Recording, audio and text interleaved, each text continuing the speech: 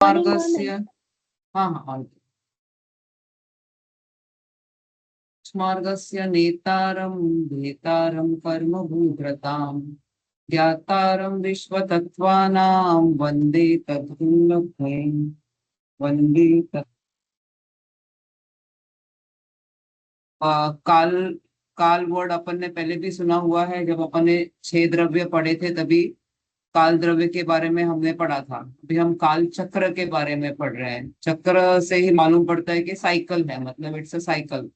जो चक्र का मतलब ही साइकिल होता है। ठीक है, तो ये समय का साइकिल पढ़ने वाले हैं हम लोग, इसलिए काल चक्र नाम है। ठीक है, तो हम जो काल पढ़ते हैं ये भिन्न अपेक्षा अलग अलग अपेक्षाओं से काल के भेद बताए गए हैं अपने ग्रंथों में। मेन तो ये निश्चय काल और व्यवहार काल है। जो निश्चय काल होता है वो काल द्रव्य की अपेक्षा से होता है, मतलब काल द्रव्य जो स्वयं परिणमन उसका उसकी अपेक्षा से जो हमारा परिणमन हो रहा है उसका जो काल है वो निश्चय काल है। और उसकी अपेक्षा से जो बाकी सब द्रव्यों का परिणमन होता है उसके निमित्त से वो व्यवहार काल होता है। जो सूर्य की गति से हम लोग दिन रात वगैरह ऐसे डिवाइड करते हैं, या समय सेकेंड एटसेट्रा वगैरह, वो काल द्रव्य के निमित्त से हो रहा है, तो वो व्यवहार काल है। इसके अलावा अलग अलग भेद और भी बताए हैं अपने ग्रंथों में, जैसे मुनिराज का दीक्षा काल है, शिक्षा काल है, समाधि मरण का काल है। जितने जितने अपेक्षाओं से आप चाहो उतना काल का भेद कर सकते हैं। स्व काल है, पर काल है। हर एक द्रव्य की अपनी पर्याय होती है, वो स्व काल होती है अपनी अपेक्षा से। और दूसरे द्रव्य की अपेक्षा से वो पर काल होता है। और ये भी एक भेद है। निक्षेपों की अपेक्षा से भी काल भेद बताए गए हैं, द्रव्य, क्षेत्र, काल, भाव वगैरह। अभी हम जो काल चक्र पढ़ने वाले हैं वो मेनली व्यवहार काल है। ठीक है, हम यहाँ निश्चय काल और व्यवहार काल क्या है वो देख लेते हैं। तो जो काल द्रव्य है, ग्रंथों में जो अपना काल द्रव्य बताया है जिसमें जो अमूर्तिक है, यानी कि उसमें स्पर्श रस गंध और वर्ण नहीं है। और उसका लक्षण क्या है? वर्तना लक्षण, यानी कि परिवर्तन कराना, उसके निमित्त से दूसरे द्रव्य में परिवर्तन होता है। तो ये उसका वो जो काल है वो निश्चय काल होता है। और जो हम जनरल बात करते हैं, इतना मिनट, इतना घंटा वगैरह, वो ये सब उसको कहते हैं व्यवहार काल। और ये जो काल है वो इस काल द्रव्य की निमित्त से होता है। ठीक है, जैसे अभी आवर ग्लास भी पहले पुराने जमाने में सन ग्लास, सन डायल का ग्लास, सन डायल बनाते थे ना आप, जंतर मंतर वगैरह, आई थिंक यू गो उधर। सन का शैडो कहाँ गिर रहा है उसके हिसाब से टाइम वगैरह, वो सब व्यवहार काल में आता था। या वो सैंड सैंड क्लॉक बनाते थे, इतना टाइम हो गया, 1 घंटा हो गया वगैरह, वो सब व्यवहार काल में आता है। ठीक है,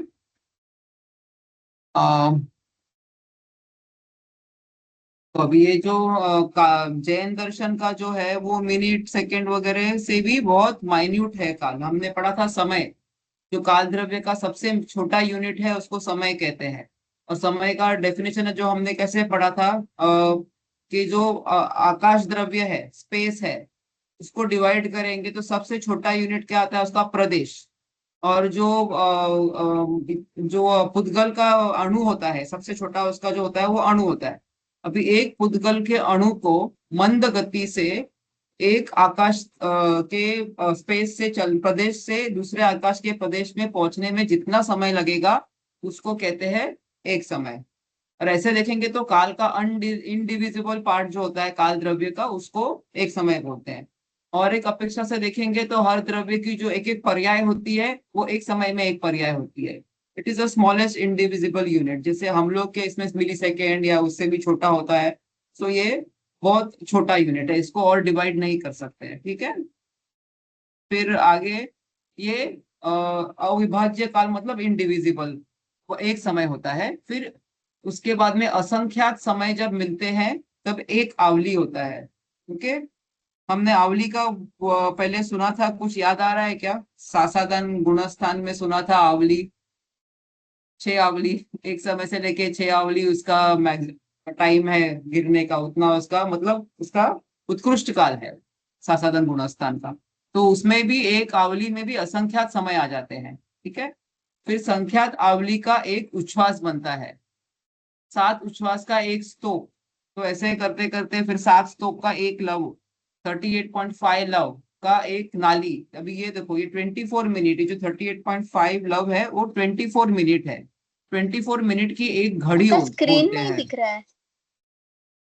ओ, अरे इतनी देर तक बताया नहीं, मैंने शेयर ही नहीं किया।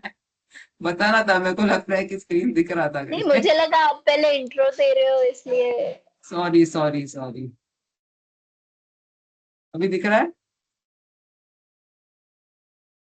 देखो ये अब भिन्न अपेक्षाओं से काल का भेद जो अपन ने बात किया, निश्चय व्यवहार शिक्षा दीक्षा काल दुनिया में। ठीक है, दिख रहा है ना अभी? ठीक है। हाँ, ये दिख रहा है। निश्चय निश्चय काल और व्यवहार काल का जो हमने डेफिनेशन दिया वो है। और अभी ये इसके बारे में हम डिस्कस कर रहे हैं। ठीक है। 38.5, ये देखो ये एक जो इंडिविजिबल काल होता है वो एक समय, असंख्यात समय की एक अवधि, असंख्यात अवधि का एक उच्छ्वास, 7 उच्छ्वासों का एक स्तोक, 7 स्तोक का एक लव। ये सब बाद में हम भूल जाएंगे, लेकिन मेन मेन इतना याद रखना है कि ये 24 मिनट जो होते हैं उसकी एक घड़ी बनती है। क्योंकि हम हमेशा इसमें आते हैं ना, हमको 2 घड़ी करना चाहिए सामयिक, ऐसा बोलते हैं ना। तो 2 घड़ी का मतलब एक अंतर मुहूर्त, 48 मिनट्स, एक मुहूर्त बेसिकली 48, उसको कहीं कहीं घड़ी को नाली भी बोलते हैं। 2 नाली एक मुहूर्त, एक मुहूर्त कितना मिनट का होता है? 48 मिनट्स का। अभी एक मुहूर्त में से एक समय निकाल दो, उसके जितने भी भेद बनेंगे ना उसको अंतर मुहूर्त कहते हैं। कहीं कहीं उसको भिन्न मुहूर्त भी कहते हैं। तो इसके असंख्यात भेद बन सकते हैं, अंतर मुहूर्त के असंख्यात भेद हो सकते हैं। इसके लिए हमने कहा था ना, 8वें से 12वें गुणस्थान पे हर एक गुणस्थान का टाइम अंतर मुहूर्त है और टोटल टाइम भी अंतर मुहूर्त है करके। तो इतने भेद हो सकते हैं उसके। ठीक है। फिर जो 30 मुहूर्त है, 30 मुहूर्त का 24 आवर्स हो जाता है 30 मुहूर्त में। उसका एक दिन और एक रात मिलता है, बनता है। 15 दिन रात मिलके एक पक्ष, यानी कि एक फोर्टनाइट, एक फोर्टनाइट या 2 वीक्स बोल सकते हैं हम लोग। ठीक है, 15 डेज। 2 पक्ष मिलके एक महीना बनता है, 2 महीना मिलके एक ऋतु बनती है, 3 ऋतु का एक अयन बनता है, मतलब 6 मंथ्स। 2 अयन यानी कि 6 मंथ्स मिलके एक वर्ष बनता है। अभी 84 लाख वर्ष मिलके एक पूर्वांग बनता है। ठीक है। और 84 लाख पूर्वांग को 84 लाख से मल्टीप्लाई करेंगे तो जो फिगर आता है वो है 70 लाख 56,000 करोड़ वर्ष। उसका एक पूर्व होता है। समझा? हम आदिनाथ भगवान की आयु कितनी बोलते हैं? 84 लाख पूर्व। तो मतलब एक पूर्व में 70,56,000 करोड़ वर्ष है। 1 लाख पूर्व में इसको 1 लाख से मल्टीप्लाई करना, और 84 लाख में इसको 1 लाख से, इसको 84 लाख से मल्टीप्लाई करना, ये फिगर को। उतनी उनकी आयु थी। समझा? और 1 लाख पूर्व जब बचा था तब उन्होंने दीक्षा ली थी। तब तब तक उनको वो अपना भोग पूरा भोग रहे थे, उनको कोई होश ही नहीं था दीक्षा वगैरह लेना है या हमारे हम तीर्थंकर बनने वाले हैं। तो वो सब नीलांचला की स्टोरी वगैरह पता है ना। तो ये हाँ। उनका एज ये था, फर्स्ट तीर्थंकर का एज हमेशा इतना रहता है, फिर वो धीरे धीरे कम होते होते महावीर भगवान का एज 72 ईयर्स ही था। ठीक है। तो काल की अपेक्षा से सब कुछ चेंज हो जाता है फिर। और इतने हम लोग साल भी, तो अपने। नहीं हम लोग भी ऐसे बड़ी बड़ी आयु लेकर आ चुके हैं, रह चुके हैं, भोग भूमि में अनेकों बार रह चुके हैं। लेकिन अभी अपने को लगता है कि अरे वाह भोग भूमि वगैरह, लेकिन ऐसा हम सब वो उसके थ्रू गो करके फिर वापस निगोद में घूम फिर के घूम ही रहे हैं, हम घूम ही रहे हैं, फिर भी हमारा अभी तक मन भरा नहीं ना, हमको पता है हम कौन है करके। तो वही सब पढ़ने के इसलिए हम पढ़ रहे हैं कि भैया ये सब हो चुका है हमारे साथ में, तो इन सब का अपने को एकदम बहुमान मानने की जरूरत नहीं है, क्योंकि ये घूम फिर कर हम फिर वहीं पे आ गए हैं, ऐसा। ठीक है। फिर एक अपेक्षा से काल काल को संख्यात काल भी बोलते हैं, संख्यात वर्ष। जो सब संख्यात नंबर में 150 अंक प्रमाण वर्ष भूत का काल होता है। तो ये जो है उसमें ये जो काल है संख्यात काल में 150 डिजिट्स होते हैं, 150 डिजिट्स, उतने नंबर्स का काल होता है। और ये किसका? श्रुत केवली के ज्ञान का विषय होता है। हमने पहले भी पढ़ा था, संख्यात जो नंबर है वो श्रुत ज्ञान का विषय है। लेकिन हमारे तुम्हारे जैसे लोग श्रुत ज्ञानी नहीं जान सकते हैं, वो श्रुत केवली जो सबसे उच्च श्रुत ज्ञान वाले होते हैं उनके ज्ञान का विषय है। और जो असंख्यात क्या काल है, हमने तभी पढ़ा था कि अवधि ज्ञान का विषय है। हमने कहा था देव लोगों के अपेक्षा से वो जानते हैं, तभी अवधि ज्ञान की अपेक्षा से बोला था। अगर यहाँ पर भी मनुष्य में कोई मुनिराज होंगे, उनको अवधि ज्ञान होगा तो उनको भी असंख्यात काल कितना है वो पता चलेगा। और जो अनंत है वो केवल ज्ञान का विषय है, केवली गम्य। ठीक है। असंख्यात काल में एक जोड़ देने से असंख्यात काल की शुरुआत होते है। अभी ये सब के भी अलग अलग भेद है, वो मैंने यहाँ पर लिए नहीं है। सबके संख्यात के भी मध्यम, जघन्य, मध्यम, उत्कृष्ट है। फिर असंख्यात के तो और भी है, परिता संख्यात, युक्ता संख्यात, असंख्यात, असंख्या संख्यात, ऐसे असंख्यात के 9 भेद है। अनंत के भी 9 भेद है। अनंत के भी ऐसे तो अनंत भेद हो सकते हैं, अनंत में से अनंत माइनस करोगे तो भी अनंत ही रहता है, ऐसा है, इतने भेद है अनंतों के। ठीक है। तो ये अभी उसकी डिटेल्स में हम नहीं जाएंगे, नहीं तो हमारा फोकस हट जाएगा। जैन मैथमेटिक्स अलग विषय है एक पूरा, और उसके स्पेशलिस्ट है, उनसे पढ़ना चाहिए। आई थिंक विकास छाबरा जी है, इंदौर वाले, उन्होंने बहुत डिटेल में लिया है लेक्चर्स उसका, जैन मैथमेटिक्स का, और बहुत अच्छे से पढ़ाया है। कभी इंटरेस्ट हो तो पढ़ सकते हो, नहीं हो तो एटलीस्ट ये ऊपर ऊपर की थोड़ी बहुत जानकारी अपने को है, वो तो अपने को मिल जाती है। लेकिन इंटरेस्ट जिसमें हो, तो अगर विस्तार से जानना है तो हर एक टॉपिक किसी ना किसी ने विस्तार से कवर किया हुआ है ऐसा। कभी कुछ डाउट लगता है तो जाके चेक कर लेने का, उनके यूट्यूब पे वीडियोस अवेलेबल रहते हैं सबके। ठीक है। अभी हम व्यवहार पल्योपन क्या है, पल्योपम क्या है वो देखते हैं। इसको शास्त्रों में ऐसा डिस्क्राइब किया है कि एक योजन। देखो अभी यहाँ पर व्यवहार योजन जो है, योजन के भी अलग भेद है, व्यवहार योजन, प्रमाण योजन, ऐसे अलग अलग आते हैं। व्यवहार योजन जो है वो अप्रोक्सीमेटली 12.8 किलोमीटर का होता है, एक योजन इसमें। और जो प्रमाण योजन है, एक व्यवहार योजन इंटू 500 ऐसा रहता है, 500 गुना ज्यादा बड़ा रहता है। तो यहाँ पर मैंने जो काल चक्र का बुक पढ़ा था उसमें कुछ क्लैरिफाई नहीं किया है कौन सा योजन है, तो मैंने और जगह से चेक किया, तो ये व्यवहार पल्योपन के लिए व्यवहार योजन लिया हुआ है, 12.8 किलोमीटर के अप्रोक्सीमेटली। तो उसका उतना लंबा और उतना चौड़ा और उतना ही गहरा एक खड्डा खोदेंगे अगर हम लोग, ओके।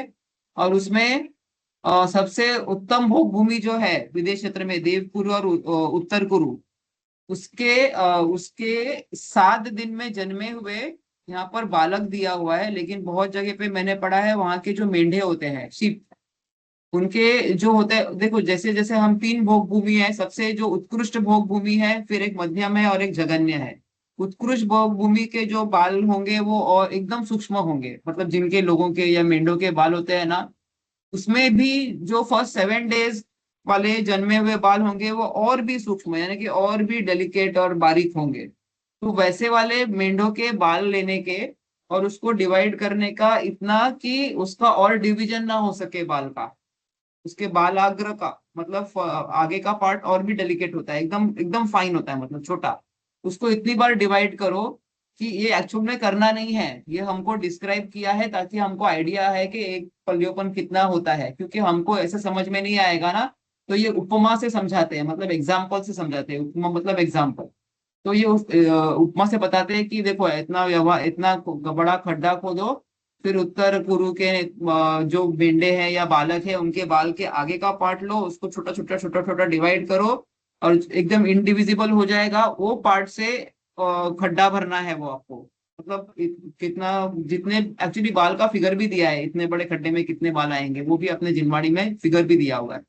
तो उससे भरना है, और इतना खचाखच भरना है कि उससे चक्रवर्ती की सेना भी उसके ऊपर से गुजर जाएगी, तो भी वो बिल्कुल दबना नहीं चाहिए, मतलब उसमें बिल्कुल स्पेस नहीं होना चाहिए। अभी इस खड्डे में से 100 साल में एक बाल निकालना है, तो पूरा खड्डा जो है वो खाली होने को जितना टाइम लगेगा, उसको कहते हैं हम एक व्यवहार पल्योपम। समझा? तो बहुत बड़ा फिगर हो गया ना वो, इसके लिए ऐसे एग्जाम्पल से समझाया है। 100 साल में एक बालाग्र निकालेंगे तो वो पूरा खड्डा जब खत्म होगा तो एक व्यवहार पल्योपम होगा। अभी व्यवहार पल्योपम हुआ है। अभी सागरोपम देखना है ना हमें, सागर बेसिकली जो हमारा काल चक्र है वो सागरोपम में है। 10 कोड़ा कोड़ी सागर, 10 कोड़ा कोड़ी सागर ऐसे बोलते हैं ना हम लोग, टोटल 20 कोड़ा कोड़ी सागर। तो सागरोपम देखने के लिए हमने अभी व्यवहार पल्य देखा, पहले व्यवहार पल्योपम क्या है। अभी व्यवहार पल्योपम को हम असंख्यात व्यवहार पल्योपम जब को गुणा करेंगे, असंख्यात बार, मतलब व्यवहार पल्योपम इंटू असंख्यात अमाउंट इज इक्वल टू 1 उद्धार पल्योपम। और असंख्यात उद्धार उद्धार पल्योपम मिलके एक अद्धा पल्योपम बनता है। 10 10 कोड़ा कोड़ी, यानी कि यहाँ पर दिया हुआ है एक्चुअली 10 करोड़ इंटू 10 करोड़ है, ये मेरा टाइपिंग मिस्टेक हो गया है क्योंकि 10 कोड़ा कोड़ी है ना। तो 10 करोड़ इंटू 10 करोड़ अध्यापल्योपम जो होता है वो एक सागर पल्योपम होता है। मतलब ये सब जो टाइम है ना वो हमारे इमेजिनेशन से बहुत ऊपर है, बहुत लंबा है, इतना तो समझ में आ जाएगा हमको, बराबर। ये पहले असंख्यात बोल रहे हैं फिर असंख्यात बोल रहे हैं, तो हाँ, मतलब इनफाइनाइट ही है, तो वो इनफाइनाइट तो नहीं इनफाइनाइट नहीं है, नहीं। इनन्यूमरेबल है। इनफाइनाइट अनंत होता है। हाँ मतलब हाँ, ये आपने बताया था बट जो केवल ज्ञान में ये नंबर्स कैसे, कितने ज्यादा नंबर्स है, सोचो कि ये सब कुछ कितना बड़ा है हमसे। तो इसको कोई कंट्रोल कर सकता है क्या? हम लोग बोलते हैं ना, करता धरता दूसरे धर्मों में एक भगवान, हम्म, एक ब्रह्म का एक दिन और एक रात मिलके एक कल्पकाल होता है, ऐसे कहीं कहीं में मैंने पढ़ा है उसको। लेकिन ऐसा कोई कंट्रोल कर सकता है क्या इतना बड़ा ये जो कुछ है? It's not, unless it is self sustained, ये कोई और कर नहीं सकता है। तो ये इसका इतना विस्तार, इतना बड़ा सब कुछ है, वो बताने के लिए ये सब बता दिखा रही हूँ कि केवल ज्ञान के ज्ञान का विषय है, लेकिन केवल ज्ञान सिर्फ जानता है, करता कुछ नहीं है। That is our maximum capacity and that is bliss. क्योंकि इसमें फंस जाएंगे तो हम खुश कैसे रहेंगे, ये करना है मुझे, वो करना है, अगर तो आकुलता रहेगी ना। तो ये बता रहे हैं कि ये इतना सब कुछ है, ये कोई कुछ कर नहीं सकता, लेकिन केवल ज्ञान के ज्ञान का विषय बनता है वो। अभी केवल ज्ञान नहीं जानेगा तो कोई नहीं जानेगा, क्योंकि जो केवल ज्ञान जानता है वही हम जानते हैं, बराबर। तो यस, इसकी महिमा आनी चाहिए कि ये भैया। सागरोपम जो प्रियदर्शना मैम ने बताया था वो ही है ना? वो 2000 सागर मतलब पंप का बता रहे थे ना, वो 2000 हाँ सागर प्लस हाँ हाँ, कुछ और यस, समय के लिए जीव निकलता है हाँ हाँ वगैरह। हाँ, तो वो 2000 हाँ, सागरोपम इतना। उसमें से भी उन्होंने बताया था 2/3 ऑफ द टाइम हम लोग देवलोक में रहते हैं, और 1/3 ऑफ द टाइम नरक लोक में रहते नरक हैं, में नरक रहते हैं। गति में। और बाकी जो सात्विक पार्ट है उसमें हम लोग बाकी की तरस पर्याय, मनुष्य पर्याय वगैरह में हम घूमते हैं। तो उसमें हमको समय मिलता है अपना थोड़ा सुधार करने का, जो भी है। तो उसमें से भी मनुष्य पर्याय मिले, ऊपर से हमारा हेल्थ अच्छा हो, ऊपर से हम पढ़े लिखे हो, ऊपर से हमें ज्ञान की उपलब्धि मिले, ऊपर से जैन धर्म मिले, ऊपर से जिनवाणी मिले, ये बहुत ही रेयर सब कुछ होता जाता है। और ऊपर ऊपर जाओगे और फिर जिनवाणी मिलने के बाद में उसमें उपयोग भी लगे अपना, कि हमको इंटरेस्ट भी आए और समझ में भी आए उपयोग लगने के बाद में। तो ये सब रेयर कॉम्बिनेशन बहुत बड़ा कुछ अच्छा पुण्य का उदय होता है, तभी मिलता है।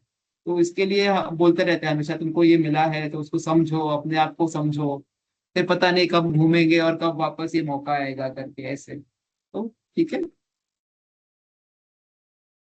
ये सागरोपम समझ में आ गया ना? ऐसे 20 कोड़ा कोड़ी सागरोपम का एक कल्पकाल बनता है।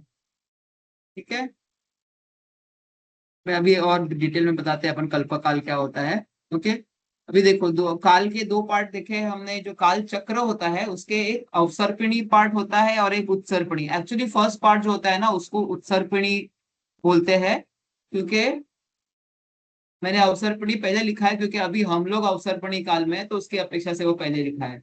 जो चढ़ता हुआ काल आएगा, मतलब जो बेटर बेटर होता जाएगा, वो उत्सर्पणी है। और जो खराब खराब होता जाएगा वो अवसर्पणी है। और अभी हम लोग अवसर्पणी काल में है, ठीक है। तो यहाँ पर इसका डेफिनेशन देखते हैं। देखो, भरत एवं ऐरावत क्षेत्र के आर्य खंडों में अवसर्पणी एवं उत्सर्पणी काल के दो विभाग होते हैं। ओके, जिसमें मनुष्य एवं तिर्यंचों की आयु, शरीर की ऊंचाई, मतलब height, body, age, the intelligence और सब ऐश्वर्य, खुशी, सब कुछ घटता जाता है, वो अवसर्पणी काल कहलाता है। और जिसमें ये सब बढ़ता जाता है, बेटर बेटर बेटर होता जाता है, वो उत्सर्पणी काल कहलाता है। ठीक है,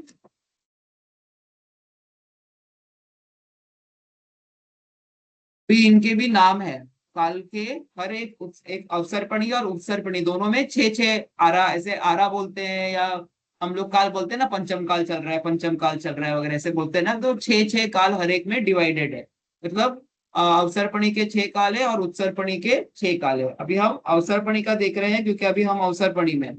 तो फर्स्ट 3 काल जो होते हैं वो भोग भूमि के काल होते हैं। मतलब हम जहां अभी रह रहे हैं वहां पर के पहले 3 काल यहाँ पर भोग भूमि थी, कल्प वृक्ष वगैरह सब ऐसा सब था सिनेरियो। तो उसमें से सबसे फर्स्ट काल जो होता है उसको सुखमा सुखमा बोलते हैं या सुषमा सुषमा बोलते हैं। ठीक है, तो वो सबसे एकदम मतलब शांति। ठीक है, जो अभी इसका हम डिस्क्रिप्शन देखेंगे सब कालों का। जो फर्स्ट काल है वो सुषमा सुषमा काल है, अवसर्पिणी का। उसके बाद में सुषमा काल आएगा, फिर सुषमा दुष्मा काल आएगा, फिर दुष्मा सुषमा काल आएगा, फिर दुष्मा काल जिसमें अभी हम रह रहे हैं पंचम काल, और फिर दुष्मा दुष्मा काल छठा काल। ये 6 वेद अवसर्पणी काल के हैं। और इसके ऑपोजिट जो है, मतलब पहला काल जो उत्सर्पणी का जो पहला काल होगा वो दुष्मा दुष्मा काल होगा। फिर दूसरा काल आएगा वो दुष्मा काल आएगा, तीसरा काल आएगा वो दुष्मा सुषमा काल आएगा, चौथा काल आएगा वो सुषमा दुष्मा काल आएगा, फिर पांचवा काल आएगा वो सुषमा काल आएगा, और वहां का जो छठा काल आएगा वो सुषमा सुषमा, या फिर आप सुखमा सुखमा भी बोल सकते हैं। ठीक है, यहाँ पर एक पिक्चर देखते हैं हम लोग, ये देखो, ये दिखा है ना ये स्लाइड।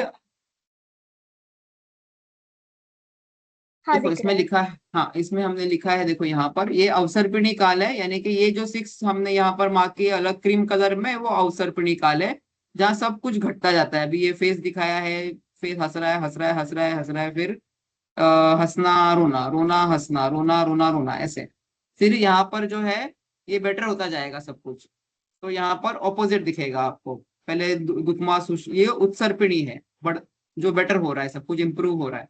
ठीक है, ये यहाँ पर देखो दूसरा नाम दिया है, दुखमा दुखमा दुखमा दुखमा सुखमा सुखमा दुखमा सुखमा और सुखमा सुखमा, ये उत्सर्पिणी काल है। एवरी हाफ काल जो है ये 10 कोड़ा कोड़ी सागर का है। एक्चुअली ना, देखो यहाँ पर कोड़ा कोड़ी का मतलब 1 करोड़ इंटू 1 करोड़ है, मैंने वहां पर 10 करोड़ कर दिया उसको, कहीं तो चेंज किया था ना मैंने। कोड़ा कोड़ी एक्सप्लेन करने के लिए मैंने, सॉरी, 1 करोड़ इंटू 1 करोड़ कोड़ा कोड़ी एक्सप्लेन करने के लिए डाला था। समझा ना मिस्टेक वो मेरी। हाँ हाँ हाँ हाँ, समझा। Okay, sorry sorry sorry. तो यहाँ पर देखो, 1 करोड़ इंटू 1 करोड़ इस कोड़ा कोड़ी। तो यहाँ पर इन्होंने डिस्क्राइब किया, ये 10 कोड़ा कोड़ी सागर का एक पार्ट है और 10 कोड़ा कोड़ी सागर का दूसरा पार्ट है, ये दोनों मिलके एक कल्पकाल हो जाता है पूरा।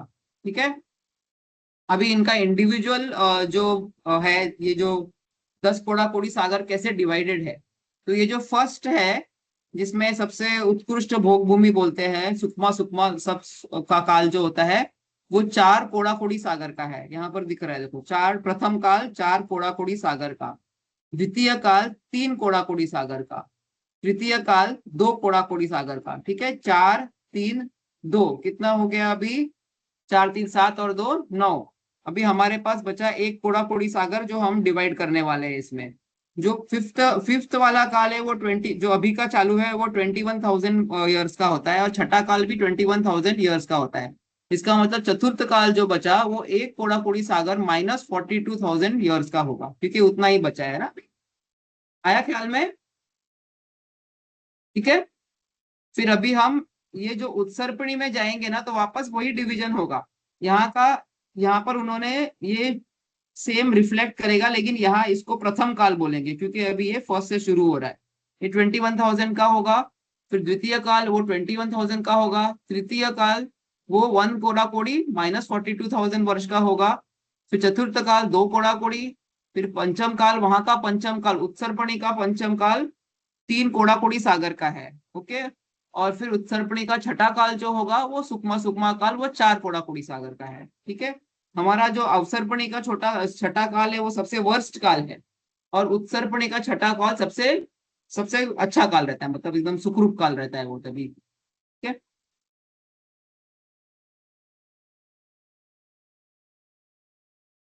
ये हाँ, सुखमा दुखमा और दुखमा सुखमा तो दोनों एक ही है ना, मतलब क्वांटिटी तो उतनी नहीं होगी नहीं, ना, सुखमा नाम क्यों दुखमा चेंज है? में फिर भी सुख ज्यादा है दुख कम हेलो। है।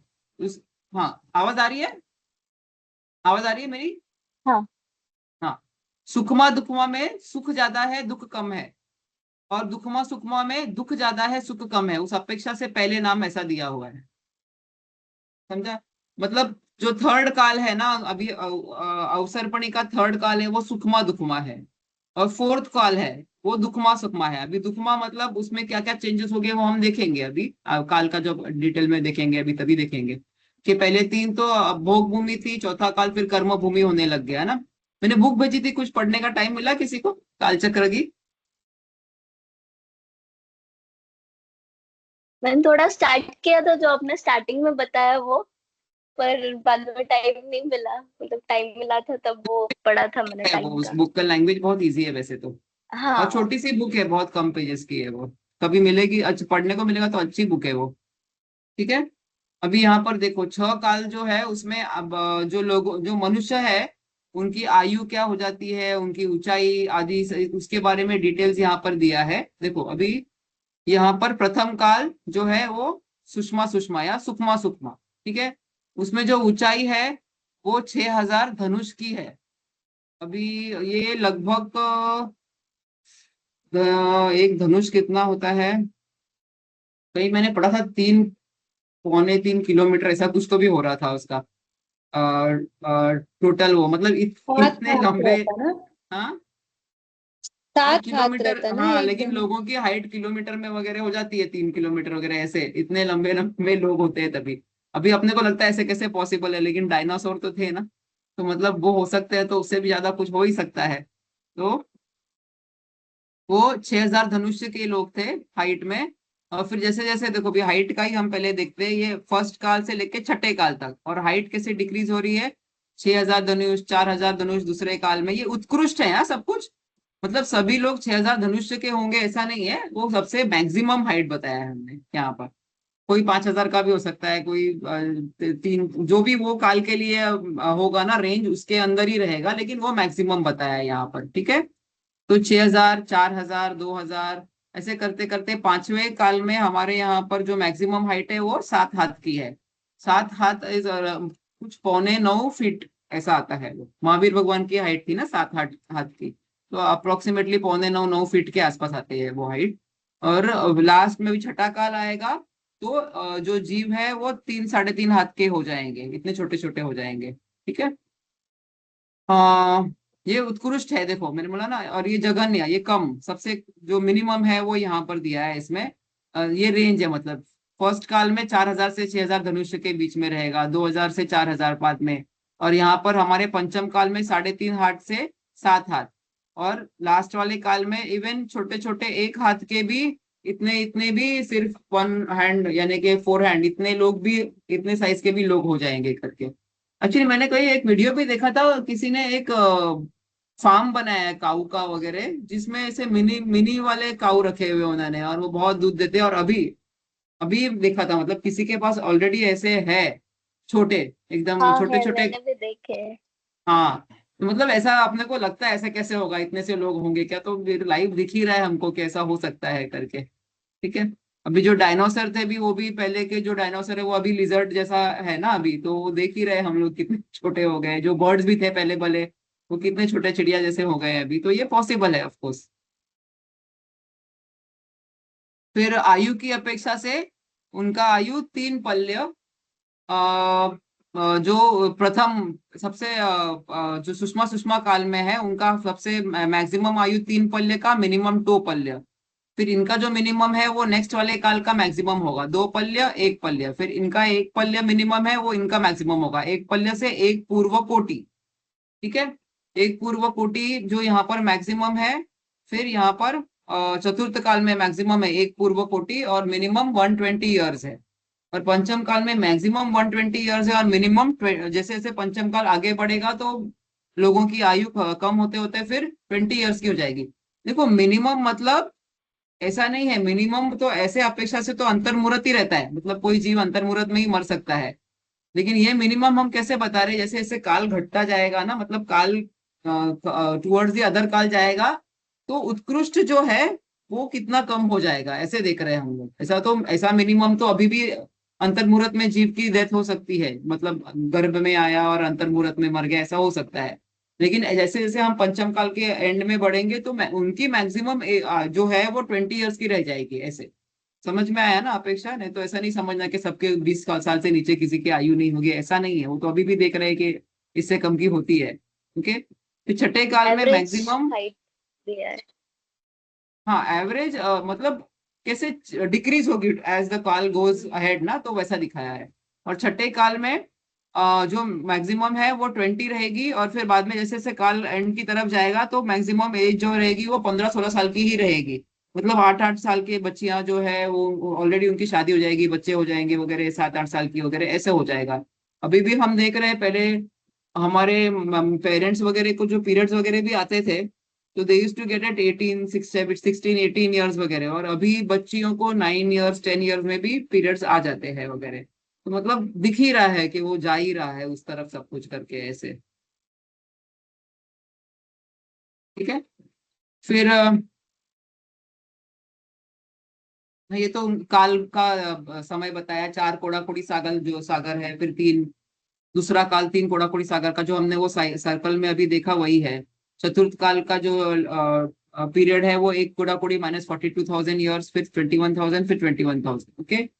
फिर आहार का अंतराल, अभी यहाँ पर जो का हाइट बॉडी सब इतना ज्यादा है, मतलब इतने इतने किलोमीटर किलोमीटर लंबे जीव है, लेकिन ऐसा नहीं कि बहुत भोजन करते हैं वो लोग। देखो, वो लोग 3 दिन के बाद एक बार बेर के बराबर, बेर मतलब जो बोर होता है ना, बेर खाते हैं ना, बोरा बोरा क्या बोलते हैं, छोटा छोटा जो होता है बेर, उसके बराबर के जितना ही आहार करते हैं। फिर द्वितीय काल में दो वो दिन के टाइम के बाद बेर एक भी बार। बड़े होते होंगे ना, या अपने बेर बता रहे? वो तो यहाँ कहीं डिस्क्राइब नहीं किया होगा, लेकिन बेर तो इतना ही होता है। इतना जरूर बताया कि वो लोग का भोजन बहुत कम होता था। वो टाइम का बेर होता तो वो नहीं बताते थे, अभी का ही बताया होगा। ठीक है। क्योंकि वो एग्जाम्पल देने के लिए बताया ना कि इतना ही भोजन करते थे, वो भी 3 दिन में के बाद में एक बार, उतनी ही भूख लगती थी उनको। और द्वितीय काल में ये उससे कम है, बेर से छोटा है बहेड़ा, और बहेड़ा से छोटा है आंवला, ऐसा। तो इनको 2 दिन के बाद में भूख लगती थी, और इनको एक दिन के बाद में। और फिर चतुर्थ काल वगैरह में तो फिर कोई नियम नहीं था, लोग जैसे जैसे खा लेते थे। और अभी तो अपन देखते ही हैं, लोग 5 बार 6 बार 7 बार जिसके जैसे मन में आता है वो, मतलब एक बार खाने वाले तो अपने मुनिराज वगैरह जैसे बहुत संयमी जीव तो बहुत कम मिलते हैं ऐसे। तो फिर इसमें कोई नियम नहीं है बाकी के ये 3 काल में। घना बहेड़ा वो और आंवला हाँ बेर ये से कोई बड़े बड़े फ्रूट्स ही होते है। जाएंगे, पर वो उनसे हाँ बड़े बड़े होते होंगे हैं, जैसे सॉरी सॉरी, बड़े होंगे। बड़े, बेर छोटा होता है और आंवला बड़ा होता है, तो मतलब साइज बढ़ गया है और टाइम जल्दी खा रहे हैं वो लोग ऐसा। और फिर आगे चल के और आहार बढ़ गया है और फ्रीक्वेंसी भी बढ़ गया है। ठीक है। फिर जो वर्ण है बॉडी का कलर वगैरह, पहले प्रथम काल में स्वर्ण के समान है, द्वितीय काल में श्वेत वर्ण के है, तीसरे काल में नील वर्ण के, फिर चतुर्थ काल में पांचों वर्ण वाले मिलेंगे। फिर बाद में वापस पांचों वर्ण वाले, हीन कांति, कांति उनकी हीन हो जाती है, और फिर छठे काल में एकदम काले धुएं जैसे एकदम। ठीक है। अंति मतलब?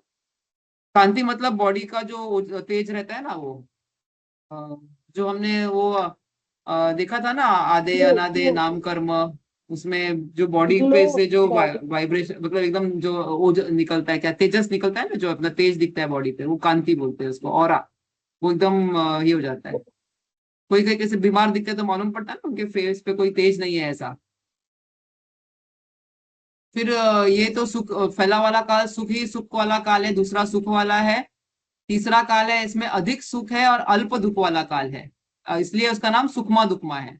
चतुर्थ काल है, इसमें अधिक दुख है और अल्प सुख है, थोड़ा सुख भी है इसमें लेकिन चतुर्थ काल में, इसलिए वो दुखमा सुखमा है। पांचवे में तो दुख है, अभी जो हमारा काल है उसमें दुख वाला काल ही है। और छठा काल तो दुख ही दुख होगा एकदम, तो इसलिए उसका नाम दुखमा दुखमा है उस अपेक्षा से। ठीक है। जब ओक। तक दुख नहीं मिलेगा तब तक धर्म नहीं समझेगा, कंसिडर कर सकते हैं ना। आवाज ये हो रहा है क्या, ब्रेक हो रहा है कि मुझे ही हो रहा है क्या खाली? आवाज ब्रेक हुआ तेजस्विनी नहीं का। नहीं, ब्रेक हो रही है हाँ आवाज आपकी। आ, हेलो। हाँ हाँ बोलो। आप मैं बोली कि क्या बोल रही थी मैं? 1 मिनट पीछे वाली स्लाइड पे जाना ना।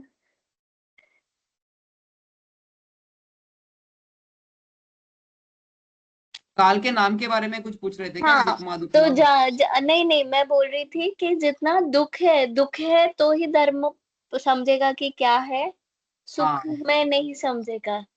हाँ, इसके लिए ये जो जब सब जो मुनिराज और सब चतुर्थ तीर्थंकर सब काल शलाका में पुरुष जाते यही काल हैं। में होते हैं। हाँ। उसमें दुख भी चाहिए और थोड़ा सुख भी चाहिए धर्म करने के लिए, तो वो चतुर्थ काल में ही होता है सब कुछ। ठीक है, मतलब अपने वाले अवसर्पणी के चतुर्थ काल में और उत्सर्पणी के तीसरे हम्म। काल में होगा वो सब। ठीक है, और अभी हम थोड़ा भोग भूमि का वर्णन देख लेते हैं। इसमें वो बुक में इतना डिटेल में दिया था ना, इतना बड़ा इतना सारा मैं स्लाइड में लिख नहीं पाई हूँ मैं। तो जो भोग भूमि है, अवसर्पणी काल के प्रथम तीन काल जो है उसमें से जो पहला काल है वो उत्तम भोग भूमि है, जो 4 कोड़ा सागर का था। दूसरा काल है वो मध्यम भोग भूमि है, 3 कोड़ा सागर का। और जो तीसरा काल है 2 कोड़ा सागर का, वो जघन्य भोग भूमि का काल है। जो उत्सर्पणी काल है उसके अंत के 3 काल जो है वो मतलब यहाँ पर हमने देखा था ना, देखो यहाँ पर उत्सर्पणी में फर्स्ट 3 काल तो नहीं है, लेकिन ये लास्ट के 3, पांचवा चौथा पांचवा छठवा, ये 3 काल जो है वो भोग भूमि के काल होंगे। ठीक है, सो उत्सर्पणी के पहले 3 और अवसर्पणी के पहले 3 और उत्सर्पणी के लास्ट के 3 भोग भूमि के काल है। यहाँ पर सब जो सामग्री होती है वो कहाँ से मिलती है? कल्प वृक्ष से मिलती है। यहाँ पर क्या होता है बेसिकली, जो वो बुक में लिखा था उसमें पढ़ा था कि सब भोग भूमि में ना जुड़वा ही जन्म लेते हैं, युगलिया मतलब ट्विंस, ट्विंस की तरह जन्म लेते हैं, एक लड़का एक लड़की, कपल। जितने भी अभी भोग भूमि है और जितने कपल्स है उनका नंबर फिक्स्ड है, उतना ही वो उसमें भोग भूमि में कोई एक्स्ट्रा या कम हो ही नहीं सकता है, वो नंबर फिक्स्ड है। वहां पर क्या होता है, जब जैसे ही वो लड़का और लड़की का जितना भी एज रहेगा, जैसे प्रथम काल में 3 पल्य का है, दूसरे में 2 पल्य का है, तो लास्ट के 9 महीने में गर्भ रह जाता है लेडी, वो लेडी को। जो युगल्या में जो लड़की है उसमें से उस लड़की को गर्भ रहता है लास्ट के 9 मंथ, जब उसकी एज बची रहती है तभी। और उसको ट्विन्स ही गर्भ में आते हैं। और जैसे ही वो ट्विन्स पैदा होते हैं उसके बाद में कहीं लड़की को छींक आती है, या और लड़के को झांबई क्या, यौन, हाँ। या कहीं कहीं पे उल्टा भी लिखा है, एक बुक में दूसरा भी लिखा है कि लड़की को यौन आता है और लड़के को छींक आता है, और उतने ही निमित्त से उनकी डेथ हो जाती है बस। और जो बच्चे हैं फिर वो उसमें वो अपने आप ही बड़े रहते हैं। ये जो देखो भोग भूमि में जो जीव है ना, उनको मल मूत्र वगैरह कुछ नहीं होता है, मतलब सुसु पॉटी वगैरह ऐसे कुछ नहीं होता है। जो भी उनकी सामग्री भी है उनको सब हर तरह के खाने पीने का जो भी है, अब एक तो वो लोग ज्यादा भोजन करते नहीं है, लेकिन जो भी लेते हैं वो कल्प वृक्षों से उनको मिल जाता है, तो वो कोई चीज के लिए काम नहीं करते हैं। तो उनको भोग ही भोग है, वहां पर कुछ काम नहीं है, उस अपेक्षा से उसको भोग भूमि बोलते हैं। मतलब ये सब अपना जो डेली रूटीन अपना काम चलाने के लिए पैसे कमाओ या खेती करो वेती करो, वो सब कर्म नहीं करने पड़ते, इसके लिए यहाँ पर भोग भूमि बोलते हैं इसको। और ये जो रहते हैं वो एकदम कपल्स, इधर बच्चे भी नहीं रहते हैं, मतलब 2 जन हैं, 2 मर गए 2 रिप्लेस हो गए, ऐसा रहता है। तो ऐसे कोई फैमिली वैमिली जैसा नहीं रहता है कि हस्बैंड वाइफ बच्चे वगैरह साथ में रह रहे हैं, ऐसा कुछ नहीं है। उनके उनके यही रहता है, और एक दोनों एक दूसरे के एकदम आसक्त हो जाए, मतलब एकदम प्यार में रहते हैं, झगड़ा टंटा कुछ नहीं रहता है एकदम। वैसे भी वो लोग सरल स्वभावी रहते हैं बहुत। और बहुत सब कषाय भी एकदम मंद रहती है, कुछ करना ही नहीं है, कुछ सोचना ही नहीं है, तो कोई गुस्सा भी नहीं आता है। कषाय मंद रहती है, इसके लिए नियम से भोग भूमि के जो जीव होते हैं वो देवगति में ही जाते हैं, मतलब रूल है वहां का। जो मिथ्या दृष्टि होते हैं वो बाकी के भवंतरिक में जाते हैं, और जो सम्यक दृष्टि होते हैं वो कल्पवासी देव में जाते हैं, ऐसा। ठीक है, और यहाँ पर मतलब मनुष्य तो होते ही है, लेकिन पंचेंद्रिय सिर्फ सैनी पंचेंद्रिय जीव ही रहते हैं भोग भूमि में। विकल इंद्रिय यानी के 2 इंद्रिय से 4 इंद्रिय के और असैनी पंचेंद्रिय जीव नहीं होते हैं भोग भूमि में। ठीक है, तो आपको कीड़े मच्छर मक्खी कुछ नहीं दिखेगा, एक इंद्रिय तो सब जगह भरे हुए हैं, वो तो कुछ नहीं कर सकते हैं, लेकिन ये सब कुछ नहीं रहते हैं। और जो एनिमल्स भी रहते हैं वो भी पेयर्स में रहते हैं, जैसे टाइगर टाइग्रेस, लायन लायनेस, हाथी हथिनी, एक दूसरे को अटैक नहीं करते हैं, वो लोग भी अपना अपना उससे कल्प वृक्ष से सब कुछ लेते हैं, खाना पीना वगैरह। तो वो बहुत शांति से रहते हैं, कोई किसी से झगड़ा टंटा नहीं करता है, ऐसा। हाँ, मतलब बस कुछ करना ही नहीं है, शांति शांति। और धर्म भी नहीं होता है ज्यादा कुछ, क्योंकि मंदिर ही नहीं है वहां पर, कोई स्वाध्याय नहीं है, कुछ नहीं है वहां पर। अगर कोई किसी को होता है सम्यक दर्शन वहां पर, तो जनरली जाति स्मरण से हो जाता है कभी, या फिर कोई चारण रिद्धिधारी मुनिराज वगैरह आके उपदेश दे दे करुणा करके, या कोई देव आके वहां पर उपदेश दे वगैरह, तो थोड़ा बहुत धर्म का लाभ हो सकता है। बाकी वहां कोई प्रतिमा नहीं है, मंदिर नहीं है, कुछ नहीं है वहां पर। बस ऐसा ही है, बस खाओ पियो, और सबको सब कलाएं भी आती है बहुत सारी।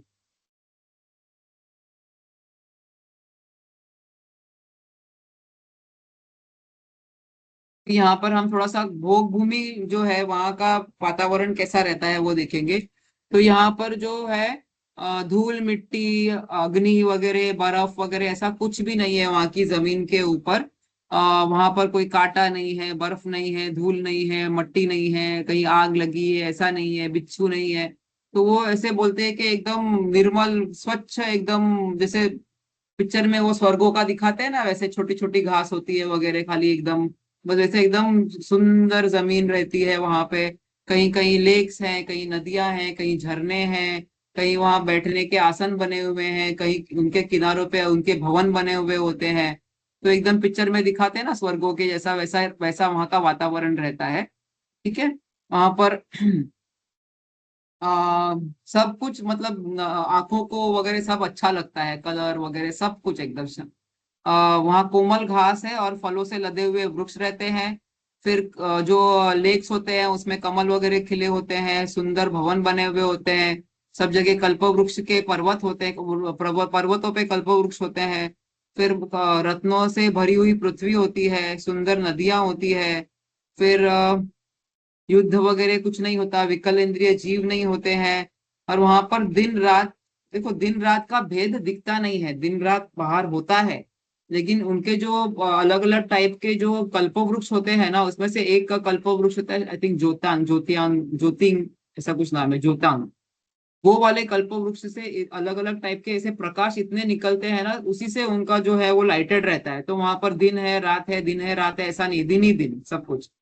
तो दिन रात का भेद नहीं रहता है वहां पर। ठीक है। तो फिर वहां पर ना ज्यादा गर्मी है ना ज्यादा ठंडी है, बस सब शांति से है, कोई झगड़ा नहीं है, कोई एक्स्ट्रा मैरिटल अफेयर नहीं है कि इसकी बीवी बेटर है, उसकी बीवी बेटर है, उसका हस्बैंड बेटर है, सब अपने अपने में खुश रहते हैं, ऐसा एकदम सेटिस्फाइड रहते हैं ऐसा।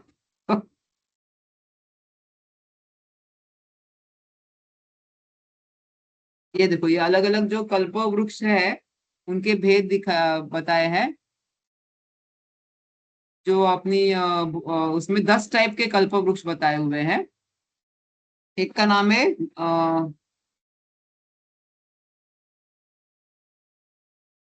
गृहांग। गृहांग जो होते हैं वो अलग अलग टाइप के घर प्रदान करते हैं वो कल्प वृक्ष। फिर ज्योतिषांग, ज्योतिषांग, इससे जो अलग अलग लाइट आती है पूरी, मतलब इसलिए उनको कोई सूरज और की जरूरत नहीं होती, क्योंकि उसके उनको मालूम ही नहीं रहता है, हमेशा लाइटेड ही रहता है सब कुछ, तो एकदम उजाला ही रहता है वहां पे। फिर भूषणांग है, वहां पर अलग अलग उनको आभूषण मिलते हैं। भोजनांग है, वहां से उनको आहार सामग्री मिलती है। वस्त्रांग है, उधर से वस्त्र मिलते हैं। फिर चित्र रसांग है, वहां से अलग अलग पेय शरबत वगैरह फ्रूट ड्रिंक्स जो भी है वो मिलता है उनको।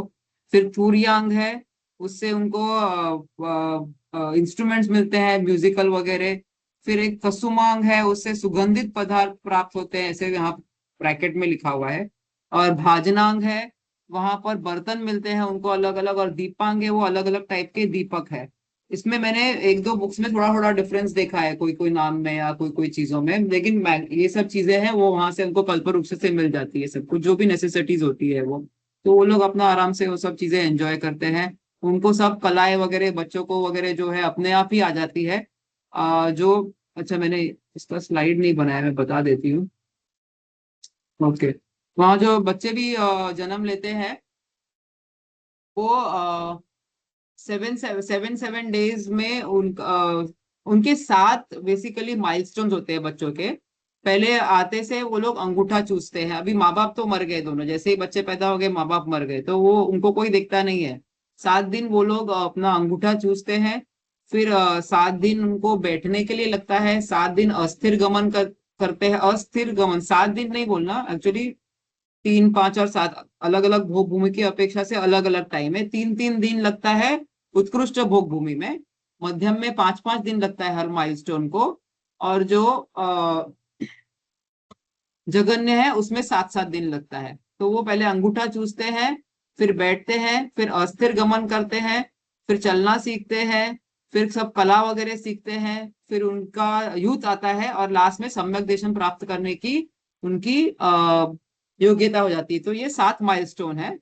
जो उत्तम भोग भूमि है वो हर माइलस्टोन 3-3 दिन में होता है, मध्यम भोग भूमि में हर माइलस्टोन 5-5 दिन में होता है, और जघन्य भोग भूमि में हर माइलस्टोन 7-7 दिन में होता है। तो उस हिसाब से उत्तम भोग भूमि में 21 डेज में जो बच्चा था वो सम्यक दर्शन प्राप्त करने के लिए सब माइलस्टोन पार करके सम्यक दर्शन प्राप्त करने के योग हो जाता है।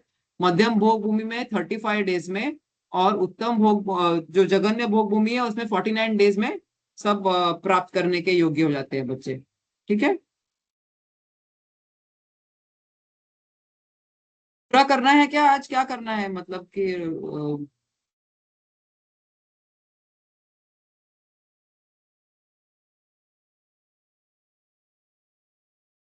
कंटिन्यू करना है आगे कि रुकना है अभी थोड़ा, हाँ करें कर कंटिन्यू? सकते हैं। ओके, हाँ ठीक है। फिर आगे हम देखो अभी जो भी व्यवस्था थी ना, उत्तम भोग भूमि में जो भी व्यवस्था थी वो धीरे धीरे थोड़ा सा कम होते जाएगी मध्यम भोग भूमि में। जैसे एज वेज डिक्रीज हो रहा है वैसे सब सब इवन जो पृथ्वी है वहां की वगैरह वो चेंज होती जाएगी, मतलब जो सब अच्छा था वो थोड़ा थोड़ा खराब होता जाएगा। ऐसे ऐसे करते करते जो फर्स्ट सबसे लोएस्ट भोग भूमि में सब कुछ और कम हो जाएगा, और फिर भोग भूमि का जब एंड आएगा ना, तभी अवसर्पणी काल में आई थिंक पल्य के असंख्यातवें भाग का टाइम रहेगा। तभी कुलकर पैदा होने लग जाते हैं। कुलकर मतलब अभी भोग भूमि जब जाएगी तो कल्पवृक्ष भी खत्म हो जाएंगे, तो उनको जो सब कुछ मिल रहा था वो मिलेगा नहीं।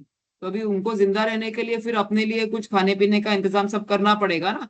तो ये शुरू होने के पहले ही एंड में कुलकर पैदा होने लग जाते हैं, मतलब कुलकरों का जन्म होता है जो एक एक चीज बताते हैं कि कैसे क्या करना है। पहले तो उनके इतने छोटे छोटे प्रॉब्लम्स होते हैं कि गुस्सा करने के लिए वो सिर्फ हाँ म ध ऐसा बोल देते थे, मतलब अरे बाप रे, हाँ बोल दिया मतलब बहुत डांट दिया करके इसके बराबर था ऐसे। और उनके प्रॉब्लम्स भी ऐसे रहते थे कि अभी जब कल्पवृक्ष उनका लाइट देना बंद कर देता है तो उनको सूर्य चंद्र वगैरह दिखने लग जाता है, तो वो घबरा जाते हैं ये सब क्या है करके। फिर बच्चे पैदा होने लग जाते हैं तो उनका तुरंत डेथ नहीं होता है, तो वो बच्चों को भी देखते हैं तो इनको कैसे बड़ा करना है क्या करना है, अभी वो अपने आप नहीं बड़े होंगे। तो उनका नाल कैसे काटना है, अम्बिलिकस कैसे कट करना है। फिर जो लायन है टाइगर है वो भी ह्यूमंस पे अटैक करने लग जाते हैं, तो उनसे कैसे बचना, ये सब एडवाइस देने के लिए कुलकर सब उनको मार्गदर्शन करते हैं कि अभी अपना लाइफस्टाइल कैसे चेंज करना है आपको, अभी सब कुछ चेंज हो रहा है वैसे उसके हिसाब से। ठीक है, तो देखो भोग भूमि के समापन से अक्रांत मनुष्य को जीवन जीने की कला का उपाय बताते हैं। उनको या तो मनु कहते हैं, कहाँ कहाँ आपको मिलेगा कि उनको कुलकर कहते हैं, कहीं कहीं इनको युगादि पुरुष भी कहते हैं। ठीक है, इनसे हर एक कुल की स्थापना होती है, वंशों की स्थापना होती है, इसलिए भी उनको कुलकर कहते हैं। फिर अवसर्पणी के तृतीय काल में पल्य के 8वें भाग शेष रहने पर क्रमशः, मतलब एक कुलकर का जन्म होगा, फिर नेक्स्ट जनरेशन, ऐसे 14 जनरेशन होते हैं, 14 कुलकर होते हैं।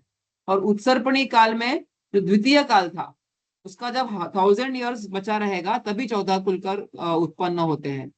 ठीक है, एवं अंतिम कुलकर से तृतीय काल दुष्मा दुष्मा में प्रथम तीर्थंकर उत्पन्न होते हैं।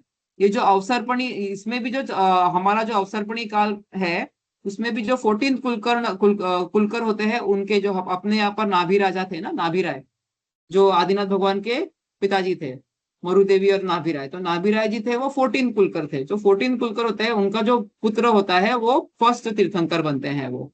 ठीक है, और जनरली जनरली फोर्थ अवसर्पणी के फोर्थ काल में ही फर्स्ट तीर्थंकर पैदा होते हैं, और 24वां तीर्थंकर जो है उनका जो निर्वाण वगैरह सब कुछ होता है वो चतुर्थ काल में ही होता है। हालांकि अपने यहाँ पर हुंडा अवसर्पणी की अपेक्षा से थोड़ा डिफरेंट हुआ है, वो हम एंड में डिस्कस करेंगे। ठीक है, और उत्सर्पणी में भी जो 14 कुलकर होते हैं उनका जो जब शुरू होता है उनका भी 14वां कुलकर जो है उनका जो फर्स्ट सन होगा, जो पहला एक ही जो तीर्थंकर होंगे उनके पुत्र, वो फर्स्ट तीर्थंकर बनेंगे। तो अभी कौन बनने वाले हैं मालूम है आपको? अगले अवसर्पणी में जो फर्स्ट तीर्थंकर बनने वाले हैं सैनिक वो, राजा।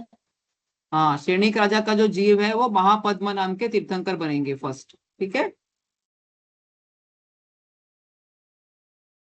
ठीक है, वेरी गुड। ठीक है, खुलकर इंसान जैसे ही रहते होंगे ना, मतलब उनको पता नहीं होगा ना कि उनमें इतनी शक्तियां है करके, ये उनको शक्तियां पता है, होता है इतना ना, नॉलेज है।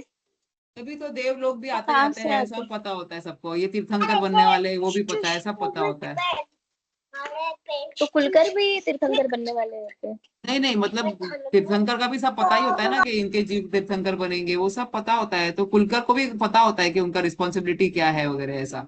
वो बुक खोलोगे ना तो उसमें 14 कुलकर के नाम दिए हुए हैं, और उनका क्या काम है वगैरह वो भी दिया हुआ है, तो उसमें उनको पता रहता है उनको कैसे मार्गदर्शन करना है वगैरह। ऑफकोर्स उधर एक एक काम दिया है, लेकिन इतना ही नहीं काम करेंगे ना वो लोग, के अभी ये दिन है ये रात है बता दिया हो गया कुलकर का काम, ऐसा नहीं है, पूरा मार्गदर्शन करेंगे वो ऐसा। मैंने पढ़ा है ये आदि पुराण में। अच्छा अच्छा, पढ़ा है ये बुक में। आदि पुराण में दिया है ना स्टार्टिंग में। अच्छा अच्छा, हाँ बराबर, हाँ आदि पुराण में ये ठीक। तो सभी कुलकर पूर्व भव में, ये जो कुलकर रहते हैं ना वो पूर्व भव में विदेश क्षेत्र के उत्तम कुलों में उत्पन्न श्रेष्ठ राजा रहते हैं। तो विदेश क्षेत्र में एकदम अच्छे राजा जो होते हैं उनका जन्म यहाँ पर होता है एस कुलकर, ठीक है। सम्यक्त ग्रहण करके सम्मत ग्रहण के पूर्व पात्रदान का जो फल होता है ना, अभी भी जो हम बोलते हैं ना, जो मुनिराज वगैरह को उत्तम पात्र का दान देता है वगैरह, तो उनकी आयु तब बंध गई अगर, तो भोग भूमि की आयु बनती है उससे ऐसा। तो इन्होंने भी ऐसे देखो, सम्यक्त ग्रहण के पूर्व क्यों दिया है मालूम है, क्योंकि सम्यक्त ग्रहण के बाद में जब भी आयु बंधेगी अगर, तो देवगति की ही बनती है, फिर भोग भूमि की नहीं बनती है। लेकिन सम्यक्त के पहले अगर उन्होंने अपनी आयु मनुष्य की बांधी है और फिर सम्यक्त हुआ, इवन अभी भी अगर किसी ने मनुष्य मनुष्य आयु बांधी है और फिर उसको सम्यक दर्शन हो गया, तो फिर वो भोग भूमि का मनुष्य बनता है ऐसे। तो ये जो कुलकर रहते हैं इन्होंने भी पहले सम्यक्त नहीं लिया, पहले उन्होंने आयु बांधी थी, फिर सम्यक्त दिया, सब मुनिराजों को वगैरह आहार दान दिया, तो इससे उनकी भोग भूमि की आयु बन गई है, ठीक है। फिर आयु बंध के बाद जिनेन्द्र भगवान के पादमूल में शाही सम्यक्त ग्रहण किया, पश्चात मरण करके वो कुलकर बनते हैं ये लोग। फिर किन्हीं कुलकर को जाति स्मरण और किन्हीं को अवधि ज्ञान ज्ञान होता है, वो कैसे अब कैसे क्या करना है उनको मालूम पड़ता है, वो पूछ रहे थे ना, तो उनको या तो जाति स्मरण ज्ञान हो जाता है या फिर उनको अवधि ज्ञान होता है, इससे उनको पता चलता है कि उनको अपनी प्रजा को क्या बताना है, कैसे उनका हित करना है करके, ठीक है। बट अच्छा ठीक है। अवधि ज्ञान में मतलब जो अभी होता है वो देव को या नारकी को ही होता है ये वाले टाइम पे? हाँ, अभी देवगति या नारकी में, मनुष्य में पंचम काल में ऐसा बोलते हैं अवधि ज्ञान नहीं है, लेकिन देर इज अपवाद, एक्सेप्शन है। जब कल्कि का जन्म होता है ना, काल्की का, तो जब भी काल्की का जन्म होता है तब तब एक मुनिराज को अवधि ज्ञान होता है कि ये कल्कि है करके, और अभी ये धर्म का नाश कर रहा है करके ऐसे। तो वो तो छठे काल में आएगा ना या पंचम काल में? पंचम काल में ही कल्कि हो जाते हैं। देखो जो दूसरे पुराणों में वगैरह लिखते हैं उनके एक ही कल्कि होता है जो सब कुछ नाश करेगा, लेकिन जैन धर्म में अभी कल्कि का स्लाइड आएगा तो उसमें डिटेल्स हम बताते हैं अभी, अच्छा। ठीक है। पहले हम शलाका पुरुष देख लेते हैं, ये चतुर्थ काल में भी शलाका पुरुष भी होते हैं। तो शलाका पुरुष जो होते हैं वो कौन है, 24 तीर्थंकर, 12 चक्रवर्ती, 9 बलदेव, 9 नारायण और 9 प्रतिनारायण, ये 63 जो है वो 63 शलाका पुरुष इनको बोलते हैं। और इनमें अगर हम जोड़ दें जो माता पिता है तीर्थंकर के, यानी कि 48 जीव और 11 रुद्र, 9 नारद, 24 कामदेव और 14 कुलकर, ये मिलकर इनको महापुरुष बोलते हैं, 169 महापुरुष। शलाका पुरुष तो 63 ही होते हैं, लेकिन इनको अगर जोड़ दे तो इनको महापुरुष बोला जाएगा, ठीक है, 169 टोटल। फिर कभी भी ये जो है ये सब चतुर्थ काल में होते हैं, अवसर्पणी के और उत्सर्पणी के तीसरे काल में होते हैं, ठीक है।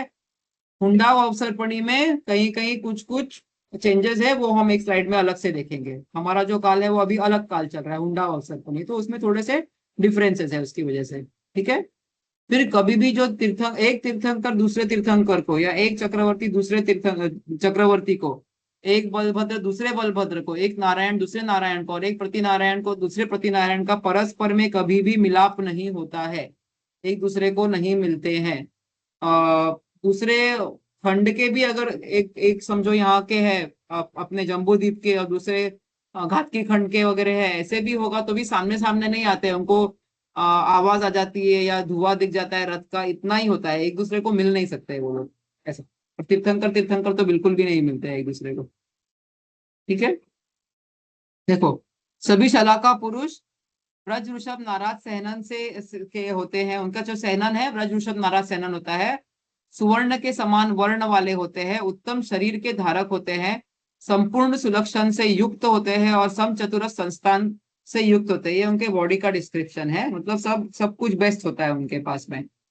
चक्रवर्ती तीर्थंकर चक्रवर्ती बलदेव नारायण एवं कामदेव की दाढ़ी मूछें नहीं होती है। तो कहीं कोई ऐसा बताए कोई फोटो में वगैरह तो ऐसा नहीं रहता है। इवन देव लोगों के तो बाल भी नहीं होते, मालूम है ना, देवगति में दाढ़ी मूछ तो छोड़ो, सर के भी बाल नहीं होते हैं उनके तो। और ये भोग भूमि में वगैरह सुना था। आभूषण वगैरह उनके ऊपर बॉडी का से पार्ट कुछ जैसा ही रहता है। इवन देव लोगों के इसमें तो सब जो सिर आभूषण वगैरह है वो बॉडी का पार्ट ही रहता है उनके सब, मतलब वैसे ही है, वो सिर पे कुछ ऐसा तो निकालते हैं बना वगैरह होता ऐसा है नहीं ना है। ऐसे, हाँ, सिर पे ऐसा बालों जैसा कुछ तो स्ट्रक्चर बना रहता है, बाल नहीं हाँ, होते लेकिन हैं। बाल नहीं रहते हैं उनके कुछ भी, और लेकिन दिखने में सब सुंदर रहते हैं वो लोग तो तो। हाँ फिर वो जो अपने तीर्थंकर के सिर पे जो छकली जैसा बना होता है नहीं, वो। तीर्थंकर का तो दाढ़ी मूछ नहीं रहता है, बोला ना, बाल रहते हैं उनके। ये देव लोगों की बात हो रही अच्छा। है, देव लोगों के नहीं हाँ रहते हाँ। हैं एक्चुअल में बाल।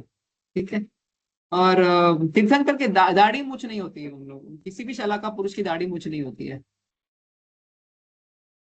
फिर ये क्या विशेष तिलोय पण्णति ग्रंथ के अनुसार रुद्रो एवं, हाँ, ये जो रुद्र और जो नारद है ना वो सिर्फ हुंडा अवसर्पणी काल में ही उत्पन्न होते हैं। वो हर हर चतुर्थ काल में नहीं होते हैं। वो हमारा जो काल है हुंडा अवसर्पणी काल है, उसमें ही रुद्र और नारायण की उत्पत्ति होती है। ठीक है, ये कौन रहते हैं रुद्र और नारायण? तो रुद्र जो होते हैं ना वो बाल अवस्था में, कुमार अवस्था में दीक्षा ले लेते हैं वो, और बहुत ज्ञान लेते हैं वो, सब पालन करते हैं वगैरह।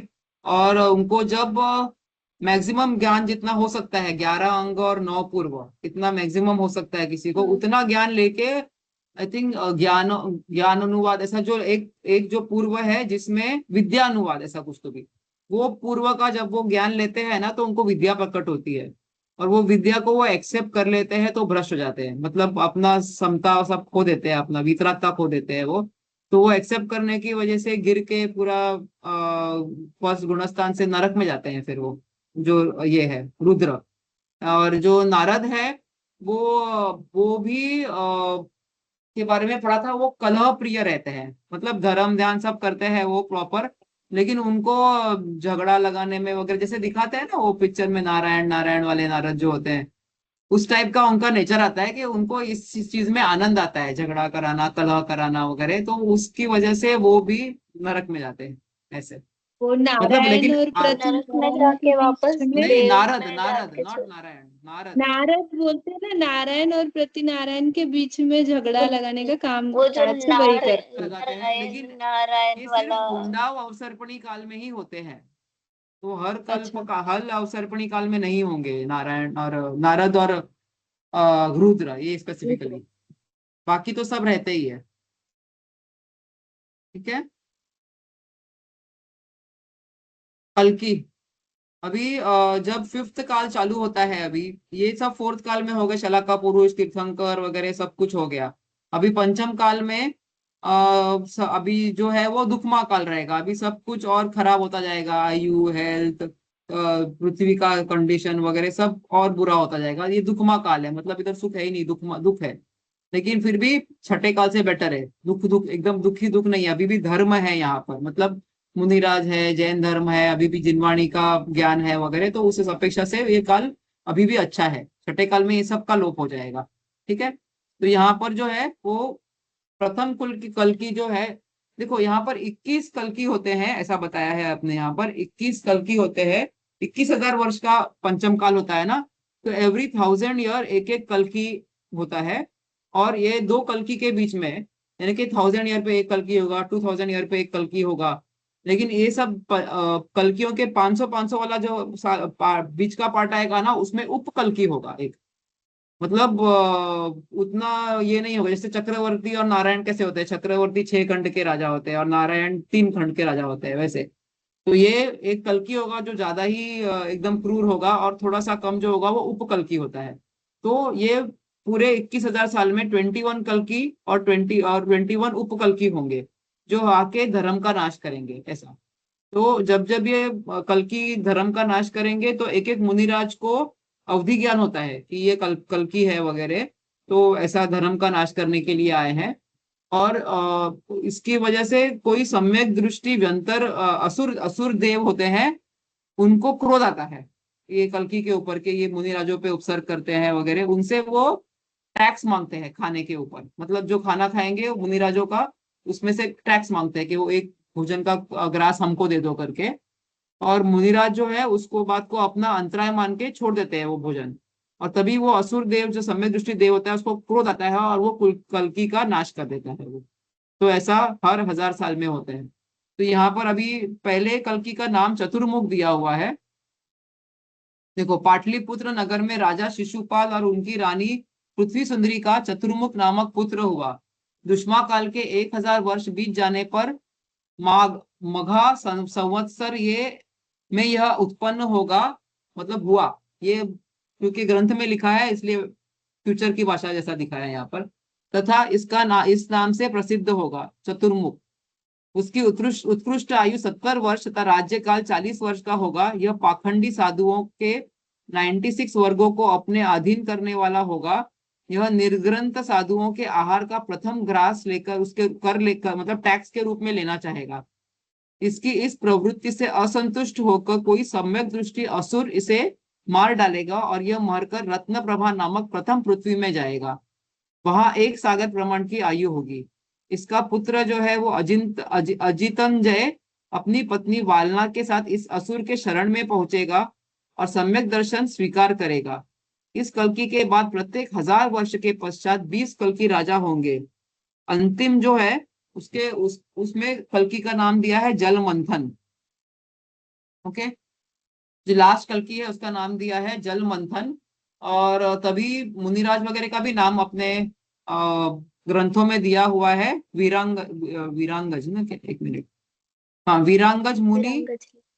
सर्वश्री आरिका, अग्निल श्रावक और पंगुश्री श्राविका, इतने ही रह जाएंगे। जो अपना चतुर्विक संघ रहता है ना, उसमें एक मुनि, एक आरिका, एक श्रावक, एक श्राविका ही रहेंगे। और तभी वो पूछेगा कि क्या हमारे जो कल्कि है वो पूछेगा सब राज्य में सब लोग टैक्स टैक्स देते हैं कि नहीं देते हैं। तब उसके जो लोग होंगे वो बोलेंगे कि जैन साधु है वो लोग नहीं देते हैं। तो बोले क्या करते हैं, बोले कुछ नहीं करते हैं, खाली सब जगह जाके आहार लेते हैं। कौन इनको आहार देता है, बोले है कुछ लोग जो उनको आहार देते हैं। तो बोले तो उनके ऊपर टैक्स लगा, वो जो आहार लेंगे उसमें से फर्स्ट जो कौर है वो टैक्स के तौर पे हमको हमको देने का है, और फिर बाद में अपना आहार लेने का वगैरह, ऐसे वो ऑर्डर देगा ऐसा। तो जब ये जाएंगे मुनिराज के फर्स्ट ग्रास मांगने के लिए जो सैनिक वगैरह उसके, तब मुनिराज को अवधि ज्ञान हो जाएगा कि ये ऐसा कल्कि आया है और अभी हमारे चारों की आयु के 3 दिन ही शेष रह गए हैं अभी। तो जब 3 दिन शेष रहते हैं तो वो सब आहार वगैरह छोड़ देते हैं, समाधि मरण की तैयारी करते हैं अपनी सब आहार वगैरह को ये करके त्याग करके। और 3 दिन के बाद में इनकी समाधि मरण हो जाती है और वो असुर देव को पता चलता है कि इसने ऐसा किया है कल्कि ने।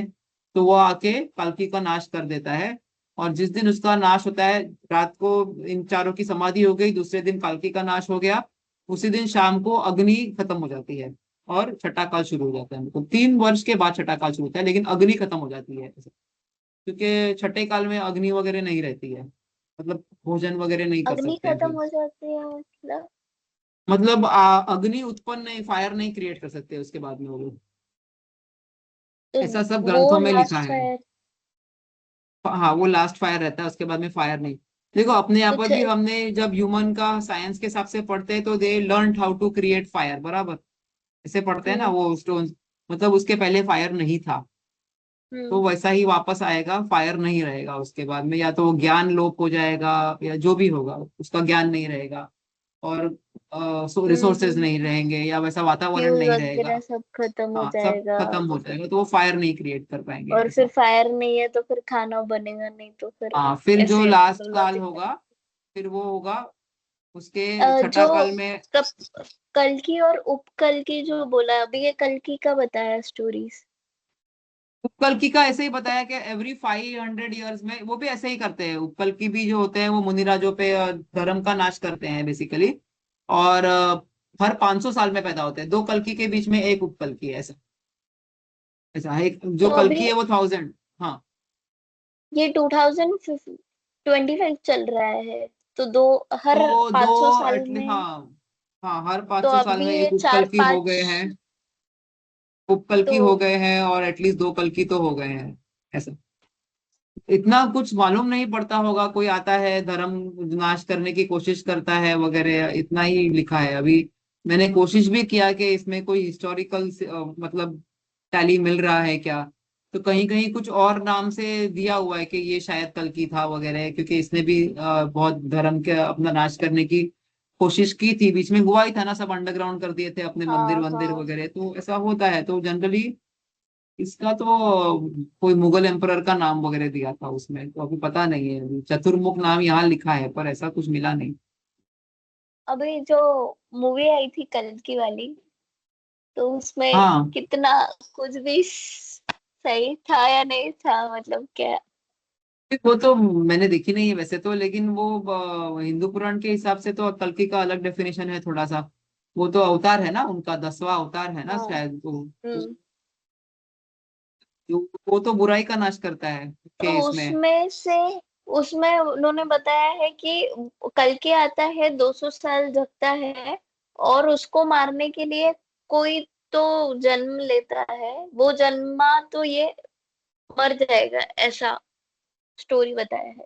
पर उनके यहाँ कल्कि हीरो रहता है ना, 10वां अवतार है, वो कल बुराई की का नाश नहीं करता हीरो है। है।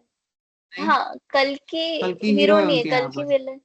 हाँ हाँ, मतलब कल की, और कोई तो है, मेरे को नाम याद नहीं आ रहा है, अपने यहाँ मैं पर भूल कल्कि जाती हूँ। विलन है, वो धर्म का नाश करने के लिए आते हैं, ऐसा। तो ठीक है।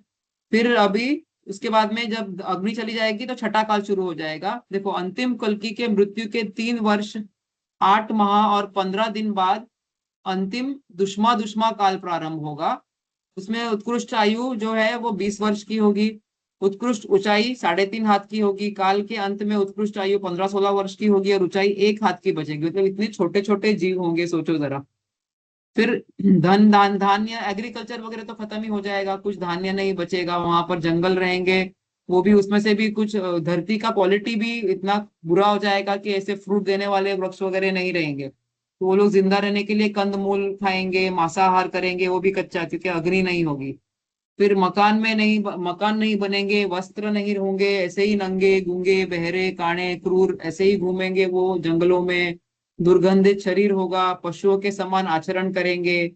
फिर मरकर वो तिर्यंच या नरक गति में जाते हैं। पैदा होते भी वहीं से ही है जनरली, तिर्यंच या नरक गति के जीव ही आते हैं जनरली, और वापस मर के वो लोग तिर्यंच या नरक गति में जाते हैं, क्योंकि उनके परिणाम ही इतने संकलेश वाले होते हैं ना, कुछ खाने को नहीं है, पीने को नहीं है, कुछ नहीं है। नरक दुखी से दुख है नरक तो मतलब। नहीं जा सकते ना फिर वापस? हाँ, नरक नरक से गति नरक में नहीं से जाते हैं। वापस। नहीं, नरक से नरक हम्म। नहीं, इसे तिर्यंच और नरक बताया ना, हो सकता है तिर्यंच से आए हो या जैसा भी है। लेकिन वहां से मरकर भी तिर्यंच या नरक में जाते हैं। नरक से नरक तो कभी भी नहीं जाते हैं ना, वो तो रूल ही है, नियम ही है। नरक से आप पंचेंद्रिय ही बनते हो, से नहीं पंचेंद्रिय ही बनते हो। देव से देव में भी नहीं जाते हैं, वो भी रूल है। सैनी देव से नरक में भी नहीं जाते हैं, नरक से देव में भी नहीं जाते हैं। पंचेंद्रिय या मनुष्य दोनों भी बन सकते हैं नरक से। सैनी पंचेंद्रिय तो कहीं नहीं है ना ऐसा। नरक से तो हाँ, सैनी पंचेंद्रिय तिरंज भी होते हैं और ये भी होते हैं, मनुष्य भी होते हैं। तो कोई भी बन सकते हैं ना तिर्यंच में, नरकी सकते हैं, तो ऐसा जैसे नहीं। सातवें नरक का जीव अगर निकलता है बाहर, तो वो नियम से सैनिक पंचेंद्रिय तिर्यंच बनता है, सातवें नरक का जीव। वो मनुष्य नहीं हाँ, बनता है। वो से मांसाहारी कुछ, ही रहेगा, क्रूर, क्रूर हाँ, वाला ही रहेगा, क्रूर ऐसा कुछ मांसाहारी तो है। नहीं।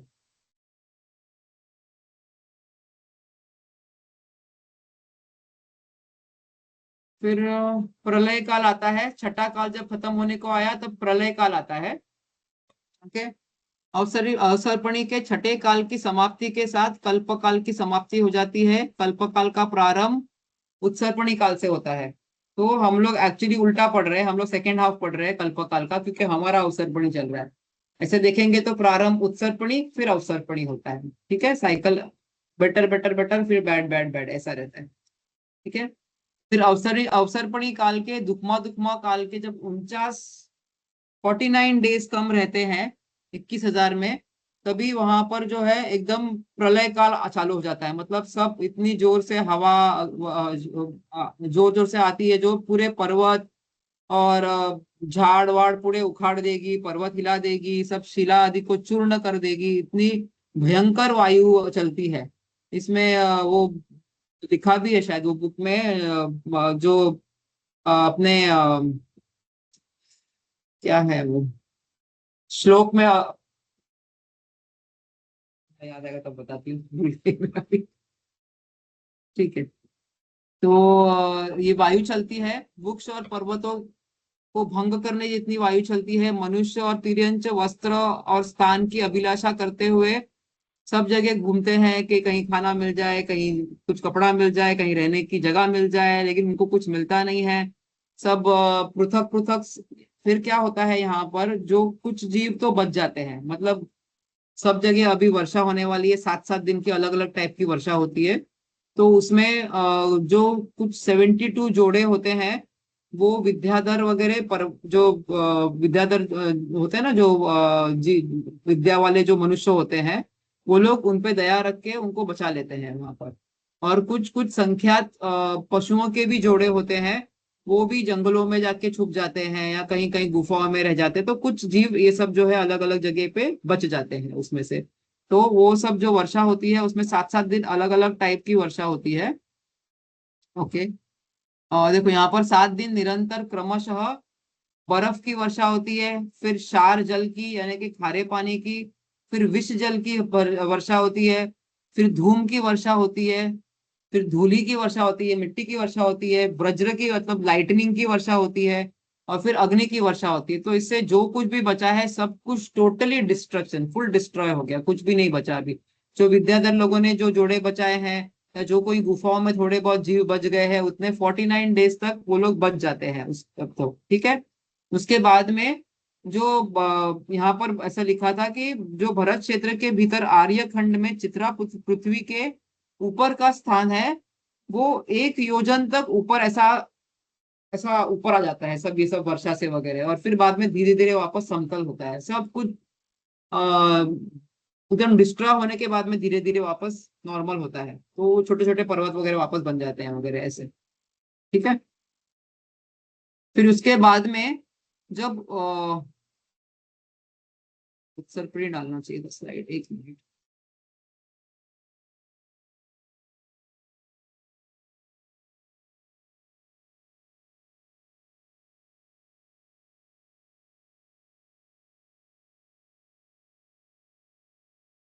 कर दिया एक स्लाइड।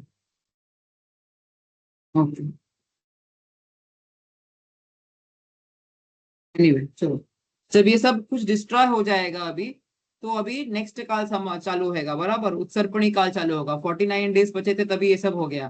तो 49 डेज के बाद में बेटर बेटर वर्षा होगी, इसमें दूध की वर्षा, अमृत की वर्षा। मैंने स्लाइड बनाई तो थी, मुझे पता नहीं क्यों नहीं मिल रही है वो।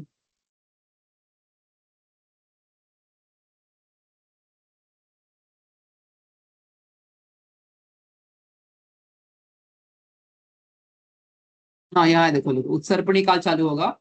तो ये जो उत्सर्पणी जो काल है, उसके भी 49 डेज जो पहले वाले दिन होंगे, उस दिन क्रमशः पुष्कर, फिर क्षीर यानी दूध, फिर अमृत, फिर रस, औषधि, और फिर सुगंधित जल की वर्षा होती है।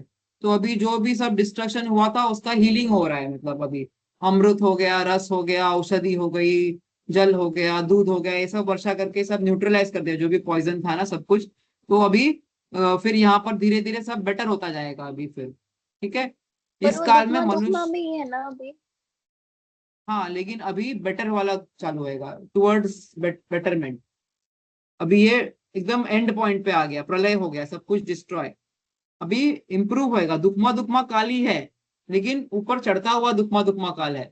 मतलब पहले वाले पार्ट में जीव ज्यादा दुखी रहेंगे, और ऊपर ऊपर जाएगा वो थोड़ा कम दुखी होगा, फिर 5वां काल आएगा। समझा?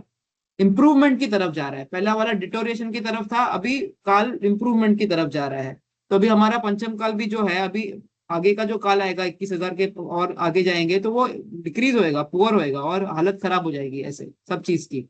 लेकिन वहां पर जब वो ऊपर चढ़ रहा है तो वो अभी जो हमारा है वैसा बाद में आएगा, समझा? ठीक है। तो फिर ये दुश्मन काल चालू होएगा, उसके बाद में ये 49 डेज में सब थोड़ा थोड़ा इंप्रूव होएगा, धरती वगैरह बेटर हो जाएगी। फिर वो जो जोड़े थे अंदर, वो जो छुपे हुए थे युगल एनिमल्स वगैरह, वो सब बाहर आएंगे उसके बाद में। फिर उसके बाद में इस काल में मनुष्य और तिर्यंच का आहार 20,000 जैसे पहले था ना, यहाँ पर कोई मांसाहार वगैरह वैसा ही रहेगा अभी भी। धीरे धीरे अभी प्लांट्स वगैरह आए नहीं क्योंकि छठा काल ही है। लेकिन ऊंचाई जो अभी पहले 1 हाथ की थी, अभी बढ़ते हुए 3 हाथ की हो जाएगी उनकी। और पहले जो उनकी लाइफ स्पैन अभी 15-16 ईयर्स की थी, अभी बढ़ते हुए 20 साल की हो जाएगी ऐसे। तो ऐसे धीरे धीरे वो बेटर हो जाएगा अभी। ठीक है। फिर बाद में आएगा ये दुश्मा दुश्मा काल था, फिर दुश्मा काल आएगा, उसमें जो एंड के 1000 वर्ष बचेंगे ना, तभी 14 कुलकर्णों का जन्म होगा वहां पर, एक के बाद एक के बाद एक। क्योंकि अभी वो वापस उनको बताएंगे अभी कैसे इंप्रूव करना है, क्या फार्मिंग करना है वगैरह ऐसे सब कुछ, समझा? सेकेंड काल के एंड में। यहाँ पर कभी हुआ था, थर्ड काल के एंड में हुआ था, यहाँ पर वहां पर सेकेंड काल के एंड में होगा। हमारे यहाँ अभी अवसरपणी में चतुर्थ काल में तीर्थंकर शलाक पुरुष हुए थे, वहां पर तीसरे काल में शलाका पुरुष और सब तीर्थंकर वगैरह होंगे। ठीक है, उत्सर्पणी में। तो फिर ये तब तीसरा काल जो है दुष्मा सुषमा काल है। इसके पश्चात दुष्मा सुषमा काल में प्रवेश करेंगे। इसके प्रारंभ में शरीर की ऊंचाई 7 हाथ प्रमाण होगी, मानव 5 वर्ण वाले होंगे, मर्यादा विनय लज्जा ये सब इंप्रूव होगा। पहले सब खराब हो गया था ना, मतलब जैसे जैसे आगे जा रहे थे तो मानव क्रूर हो गए, विनय नहीं रहा, मर्यादा नहीं रही। अभी ये सब बेटर होगा, उनकी संतुष्टि बढ़ेगी, बिहेवियर अच्छा हो जाएगा। इसमें 24 तीर्थंकर का जन्म होगा, इसमें सब सभी 63 सलाका पुरुष का जन्म होगा। अभी इसमें हमने वो सब नहीं लिखेंगे हम लोग, नारद और रुद्र वगैरह, क्योंकि ये हुंडा अवसर्पणी में था, इसमें नहीं होएगा। ठीक है। इस काल के अंत में मनुष्य की शरीर की ऊंचाई 525 धनुष हो जाएगी, इंप्रूव हो के। चतुर्थ काल में वहां पर पहले जो बाहुबली भगवान की हाइट थी ना 525 धनुष, और कम होते होते 7 हाथ रह गई महावीर भगवान की, तो अभी यहाँ 7 हाथ से शुरू होगी। और जो 24वें तीर्थंकर होंगे वहां के, उनकी सबसे ऊंची हो जाएगी, ऐसे उल्टा जाएगा सब कुछ। ठीक है। तीसरे काल में होंगे ना तीर्थंकर, वो दुखमा काल में हाँ, होंगे तीसरा शायद। काल में। तो ये दुश्मन आपने दुखमा में ही नहीं लिखा नहीं, है शायद। एक मिनट एक मिनट एक मिनट, नहीं इसमें ही होंगे, तीसरे काल में ही होंगे। बराबर ना। बराबर है, ये देखो इसमें ही होंगे, दुश्मा सुषमा ही होंगे। ऊपर जाता है तभी तीसरे काल में होते हैं। अभी इधर चतुर्थ काल था ना वो। प्रथम दुखमा दुखमा फिर दुखमा। देखो हाँ यही बराबर दुखमा फिर मैच हो रहा है ना, ये चतुर्थ काल था, वो यहाँ का थर्ड काल होएगा सेम। ऊपर जाते वक्त तो एक फिर को ये एक कोना पूरी माइनस। ज्यादा दुख में हाँ, तीर्थंकर बने हैं और वो कम दुख में तीर्थंकर बने हैं। ऐसा ऐसा नहीं, ऐसा नहीं। वो भी दुखमा ऐसा सुखमा नहीं। काल था, लेकिन वो डिक्रीजिंग था। हाँ, वो देखो पहले पहले दुखमा 3 भोग रहता भूमि फिर के थे, दुखमा। पहले 3 भोग भूमि थे, बराबर। चतुर्थ हाँ काल दुखमा सुखमा है।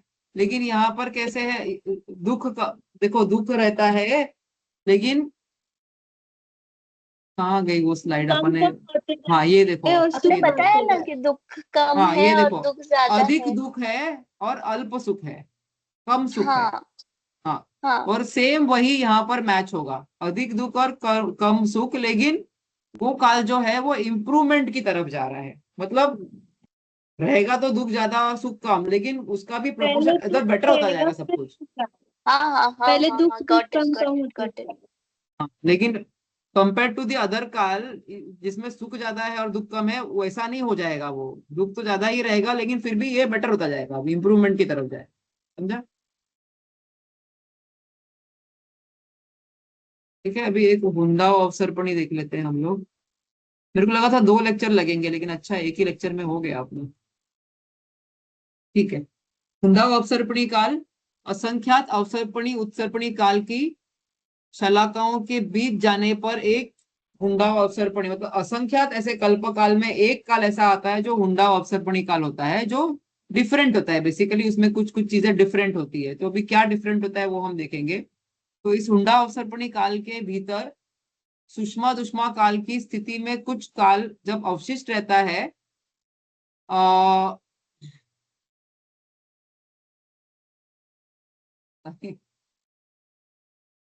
जाने दो, छोड़ दो। मैं उसमें जब देखो थर्ड काल में हमने क्या बोला था कि विकलेंद्रिय जीव नहीं रहते, बराबर, कीड़े मकोड़े वगैरह नहीं रहते हैं जगन्य भोग भूमि में।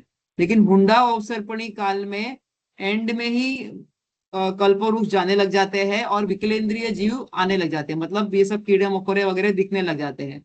और जो तीर्थंकर है उनका एक्चुअली जन्म चतुर्थ काल में होता है, लेकिन इस बार क्या हुआ, प्रथम तीर्थंकर का जो है और प्रथम चक्रवर्ती का भी जन्म जो है और इवन उनका मोक्ष तीसरे काल में ही हो गया था, समझा।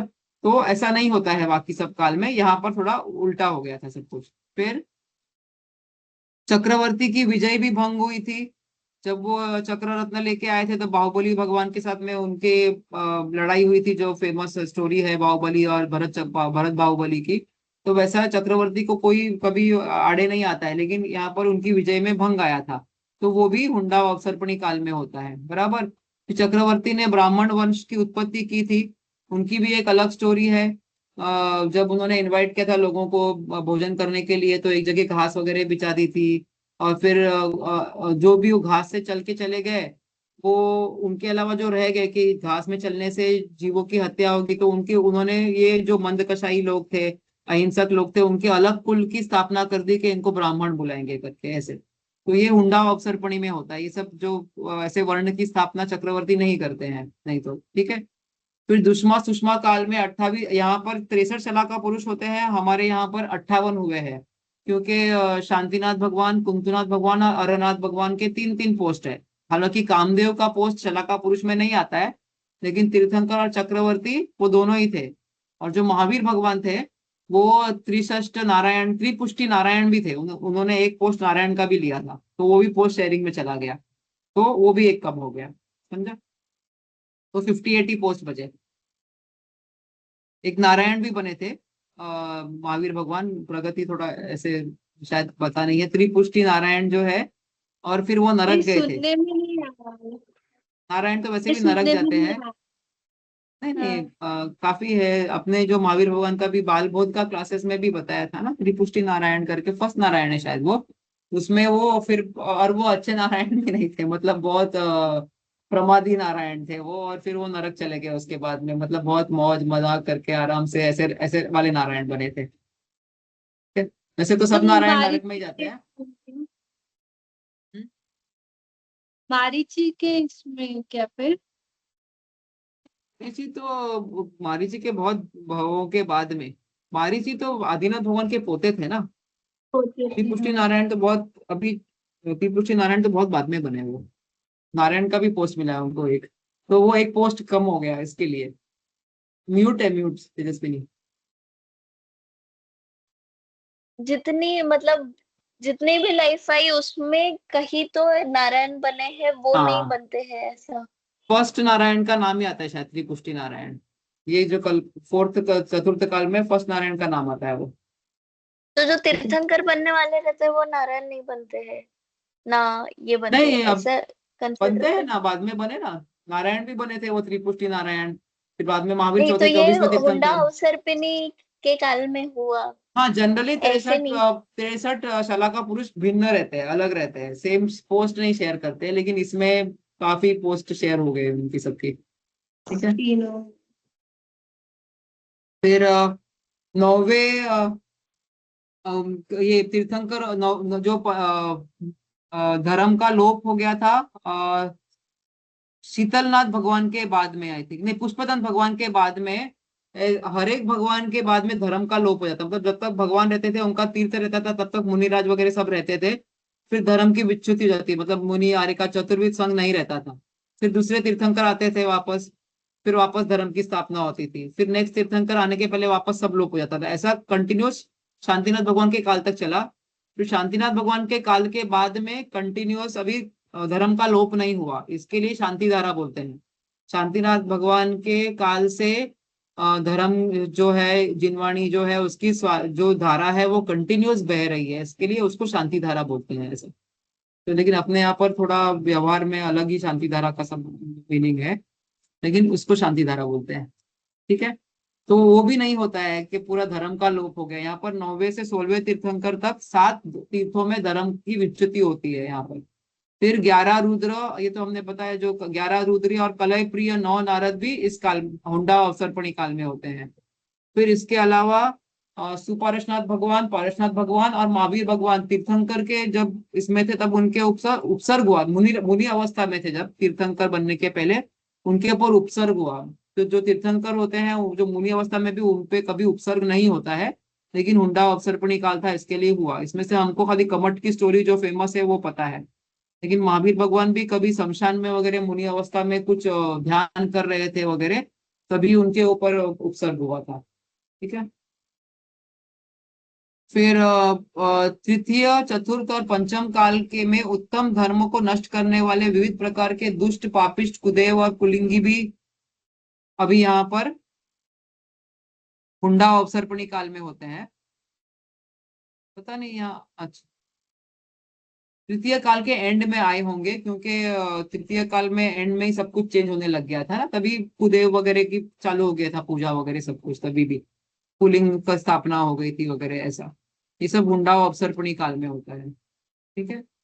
फिर आ, ये जो और कहीं कहीं मुझे मिला है, ये सब जातियों जातियों की स्थापना भी हुंडा अवसर्पणी काल में होती है। जो चांडाल है, पांड, पुलिंद, लाहल, मैंने सुना नहीं है ये सब, सिर्फ चांडाल ही पता है मुझे। ये जातियां उत्पन्न होती है। फिर दुष्मा काल में 42 कल्कि और उपकल्कि, यहाँ पर ऐसा लिखा है कि यहाँ पर हुंडा अवसर्पणी काल में ही ये कल्कि उपकल्कि होते हैं। तो ये मुझे कंफर्म करना पड़ेगा, मतलब नॉर्मल अवसर उत्सर्पणी काल में वगैरह ये नहीं होता है कि कल्कि उत्पन्न होते हैं पंचम काल में वगैरह। ये हुंडा अवसर्पणी काल की अपेक्षा से कुल्की और उपकल्कि का डिस्क्रिप्शन दिया हुआ है। फिर आ, फिर अतिवृष्टि, अनावृष्टि, ये सब जो होता है यहाँ पर, भूकंप आते हैं, वज्राग्नि, जो अभी हम देखते हैं लाइटनिंग गिर रही है, अर्थक्वेक हो रहे हैं, सुनामी वगैरह आती है, ये सब भी हुंडा अवसर्पणी काल में होता है। फिर ये तो पता है मेरे को कि 24 तीर्थंकरों का बाकी के सब अवसर्पणी और उत्सर्पणी कालों में उनका जन्म जो है वो अयोध्या से ही होता है। लेकिन यहाँ पर सब गड़बड़ हो गया है, यहाँ पर तो एक जगह से जन्म नहीं हुआ है। 19 का 5 तीर्थंकर का जन्म अयोध्या में हुआ है और 19 तीर्थंकरों का बाकी की अलग अलग जगहों से हुआ है। और उनका मोक्ष भी एक्चुअली 24 तीर्थंकर सम्यक शिखर से ही मोक्ष जाते हैं, पर अपने यहाँ पर 20 ही गए हैं, और बाकी आदिनाथ भगवान कैलाश पर्वत से, वासुपुर भगवान चंपापुरी, नेमिनाथ गिरनार जी से, और महावीर भगवान पावापुरी से मोक्ष गए हैं। फिर 5 तीर्थंकर बाल यति हुए हैं। जो बाकी के इसमें काल में बाल यति तीर्थंकर मतलब बाल ब्रह्मचारी नहीं होते हैं तीर्थंकर। अपने यहाँ पर 5 तीर्थंकर बाल ब्रह्मचारी है, वासुपुर भगवान, मल्लीनाथ भगवान, और लास्ट के 3 नेमिनाथ, पारसनाथ और महावीर भगवान। फिर प्रथम तीर्थंकर से एक्चुअली जो पहला तीर्थंकर होते हैं, ऐसा बोलते हैं कि मोक्ष के द्वार वो खुलते हैं, लेकिन अपने यहाँ पर आदिनाथ भगवान के पहले उनके जो पुत्र है अनंत वीर्य, वो पहले मोक्ष चले गए। बाहुबली भगवान भी उनके पहले मोक्ष चले गए, तो यहाँ पर वो सब भी चेंज हो गया है हुंडा अवसर्पणी काल में। ठीक है। अभी जम्बू द्वीप में दिख रहा है कि आई डोंट नो, थोड़ा ऐसा बड़ा भी होता है करके। ना, तीर्थंकर को लड़की नहीं होती है। हाँ, लड़की नहीं होती है वही। हाँ, तीर्थंकर के लड़की नहीं होती, ये भी मैंने पढ़ा था, लेकिन अपने आदिनाथ भगवान की ब्राह्मी और सुंदरी लड़कियां भी थी, तो वो भी है। तो थोड़े बहुत कुछ है ऐसे अलग अलग। और ये तो ये मुनिराज वगैरह का भी ये हुंडा अवसर्पिणी काल के वजह से इतना सब चर्चा होती है क्या, मतलब?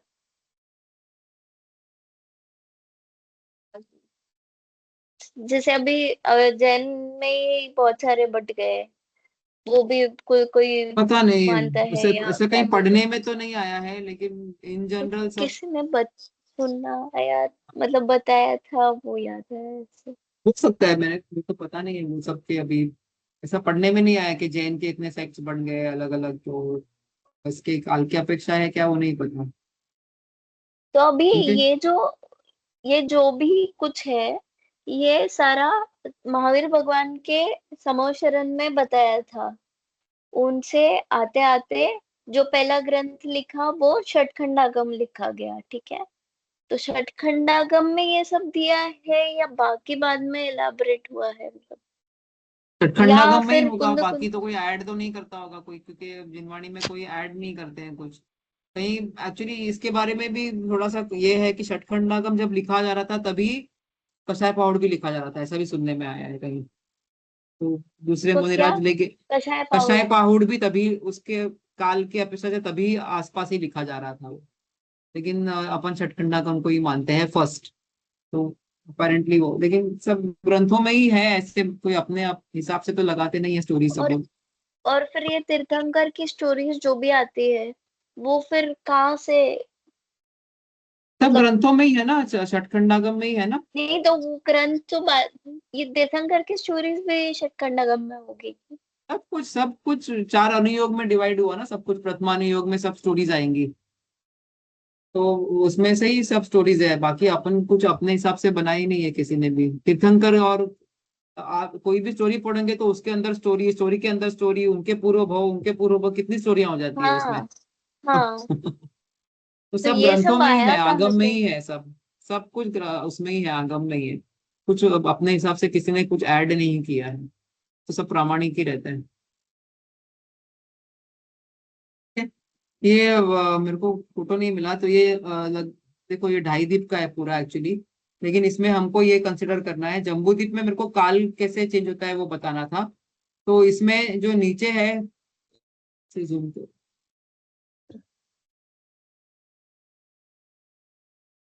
ये देखो ये नीचे का पार्ट है ना, भरत क्षेत्र दिखाना था मुझे, सबसे नीचे भरत क्षेत्र है। बेसिकली यहाँ पर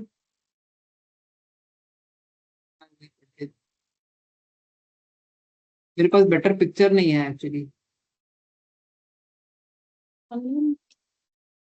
7 क्षेत्रों में डिवाइडेड है जम्बू द्वीप, ये पता है ना अपना। जो सबसे नीचे का है वो भरत क्षेत्र है, सबसे ऊपर का है वो एरावत क्षेत्र है, बीच में विदेह क्षेत्र है, और बीच में भी और दो, यहाँ पर हेमवत हिरण्यवत। विदेह। हाँ, बीच का सबसे विदेह है। और इसमें नाम भी नहीं दिख रहे हैं आप। हेमवत हरि विदेह रम्य। हाँ, बेसिकली मेरे को यहाँ पर दिखाना था कि देखो जो हम जो काल परिवर्तन देख रहे हैं ना, उसमें बहुत ही छोटा है। देखो यहाँ पर भरत क्षेत्र है, दिखाने को भी नहीं हो रहा, सब वो ये हो गया एकदम धुंधला हो गया है, उसकी वजह से बड़ा किया तो यहाँ पर 6 खंडों में डिवाइड हो जाता है ना। ये सिंधु नदी और गंगा नदी है। ये एक पर्वत है, विजया पर्वत है यहाँ पर। ओके। और ये से एक्सप्लेन करने से तो ऐसा है कि बटर हाथ से दिखा दूं मैं। एक ऐसा समझो पीस है अभी, एक उसमें विजयात पर्वत है और दो नदी जाएगी अगर, मतलब अभी ये एक क्षेत्र है, भरत क्षेत्र क्षेत्र है पूरा। इसमें बीच में एक लाइन कर दो आप विजयात पर्वत की। इधर से एक नदी जा रही है, इधर से एक नदी जा रही है, गंगा और सिंधु। तो ये 1 2 3 4 5 6 पार्ट्स बन गए बराबर। सबसे नीचे का पार्ट जो है वो भरत क्षेत्र है बराबर, और ये आर्यखंड है, सॉरी आर्यखंड है। ये पूरा भरत क्षेत्र है, ये नीचे का सबसे आर्यखंड है, और ये बाकी के 5 जो है वो मलेच्छ खंड बोलते हैं उसको। जो काल परिवर्तन है ना अपना, वो सिर्फ आर्य भरत क्षेत्र के आर्य खंड में ही होता है। और सिमिलरली वैसे ही ऐरावत क्षेत्र का जो आर्य खंड होगा वो उसमें ही होगा। बाकी के मलेच्छ खंड जो है उसमें चतुर्थ काल ही रहता है। लेकिन चतुर्थ काल जब आएगा हमारा ना, तो जैसे वो खराब खराब खराब होता जाएगा, वैसे मलेच्छ खंड का भी चतुर्थ काल खराब खराब होता जाएगा। उतना चेंजेस होता है उसमें कि पहले अच्छा चतुर्थ काल, फिर एंड एंड में जाएगा तो खराब। फिर वापस उत्सर्पणी काल का जो तीसरा काल आएगा तब वो इंप्रूव होएगा, तभी यहाँ पर भी कंडीशंस इंप्रूव होंगे। उतना चेंजेस होता है मलेच्छ खंड में। लेकिन ऐसे अपेक्षा से देखा जाए तो उसमें वो दुष्मा सुकमा काल ही रहता है उसमें। ठीक है। और ये जो भोग भूमि वगैरह चेंजेस वगैरह है, वो हमारे आर्यखंड में होते हैं, ऐरावत क्षेत्र के आर्यखंड में होते हैं। ठीक है। जो विदर्भ क्षेत्र है, तो चतुर्थ का। जो विदेह क्षेत्र है वो शाश्वत कर्म भूमि है। ओके। मलेच्छ क्षेत्र में जो है उसमें भी चतुर्थ काल रहता है, लेकिन उसमें से कोई धर्म नहीं होता है वहां पर। मतलब वहाँ लोग अच्छे रहते हैं, शांति से रहते हैं वगैरह एक्सेट्रा, वो सब ठीक है।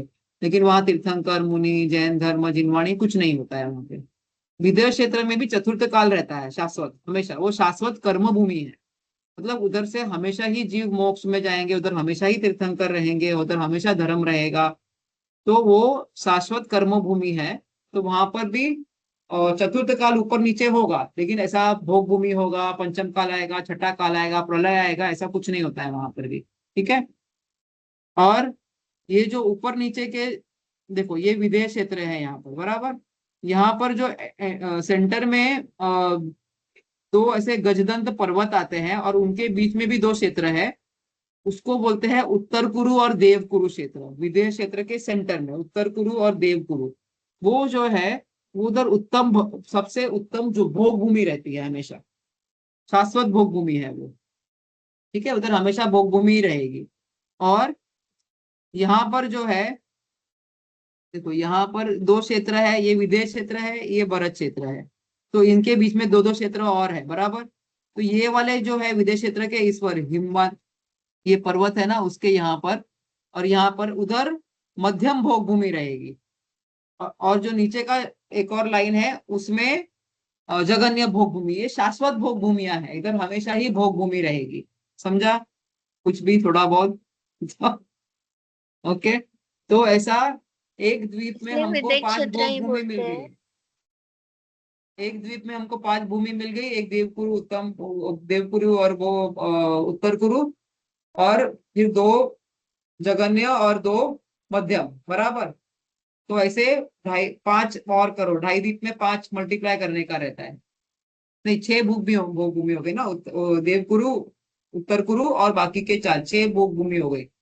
6 × पाए 30 भोग भूमि होती है फिर ढाई द्वीप में, समझा। सब कुछ मल्टीप्लाई होगा 5 से। 5 से क्यों मल्टीप्लाई होगा? क्योंकि वो ढाई ढाई द्वीप अब जब पढ़ेंगे तब समझ में आएगा। ये ढाई द्वीप है ना, ये सब कुछ रिफ्लेक्ट डबल डबल हो जाता है। देखो ढाई ढाई मतलब हमारा जम्बू द्वीप है ना, सब जैसा यहाँ पर है ना, ये देखो ये विदेश क्षेत्र है। वैसे यहाँ पर एक और विदेश क्षेत्र है, यहाँ पर एक और विदेश क्षेत्र है, इस तरफ भी एक और विदेश क्षेत्र है, एक और विदेश क्षेत्र है। 1 2 3 4 5, सब कुछ 5 टाइम्स है। हम लोग जब पढ़ेंगे ना ढाई द्वीप, अगर या फिर तुम कहीं से पढ़ ये लो खुद ही। देखो जम्बू द्वीप है, उसके आगे लवण्य समुद्र है, उसके आगे घातकी खंड है, मतलब एक और घातकी खंड है, उसके बाद में कालोदधी समुद्र है, उसके आगे पुष्करात द्वीप है, पुष्करवर द्वीप है, उसका आधा ही लेना है। तो एक द्वीप जम्बू द्वीप, एक द्वीप घाटकी खंड और पुष्कर का आधा द्वीप, बराबर। पुष्कर द्वीप के आधे में मनुष्योत्तर पर्वत है, इसके लिए ढाई द्वीप बोलते हैं। इतना आया ख्याल में? दो द्वीप पूरे और एक आधा, ढाई द्वीप। तो वो है ना, जैसा जम्बूद्वीप सेंटर में है ना, इसमें जो भी क्षेत्र है वो यहाँ पर दो मल्टीप्लाई होंगे, एक घातकी कर्ण में है, एक आधे पुष्करवर द्वीप में। और सेम इस तरफ भी होंगे रिफ्लेक्शन, आधे घातकी कर्ण में और आधे। तो कितने हो गए टोटल? एक, दो, बीच में जम्बूद्वीप में एक, तीन, और यहाँ पर चार और पांच, तो सब कुछ 5 टाइम्स हो गया। समझा। विदेश क्षेत्र 5 हो हाँ, गए, सब कुछ भरत क्षेत्र 5 हो गए, सब 5 5 हो गया, बराबर। तो ऐसे जो अपन भरत क्षेत्र में है, वैसे और वैसे दो ही भरत और क्षेत्र 4 भरत और क्षेत्र है, है। और वैसे ही 4 और भरत 4 क्षेत्र है। है।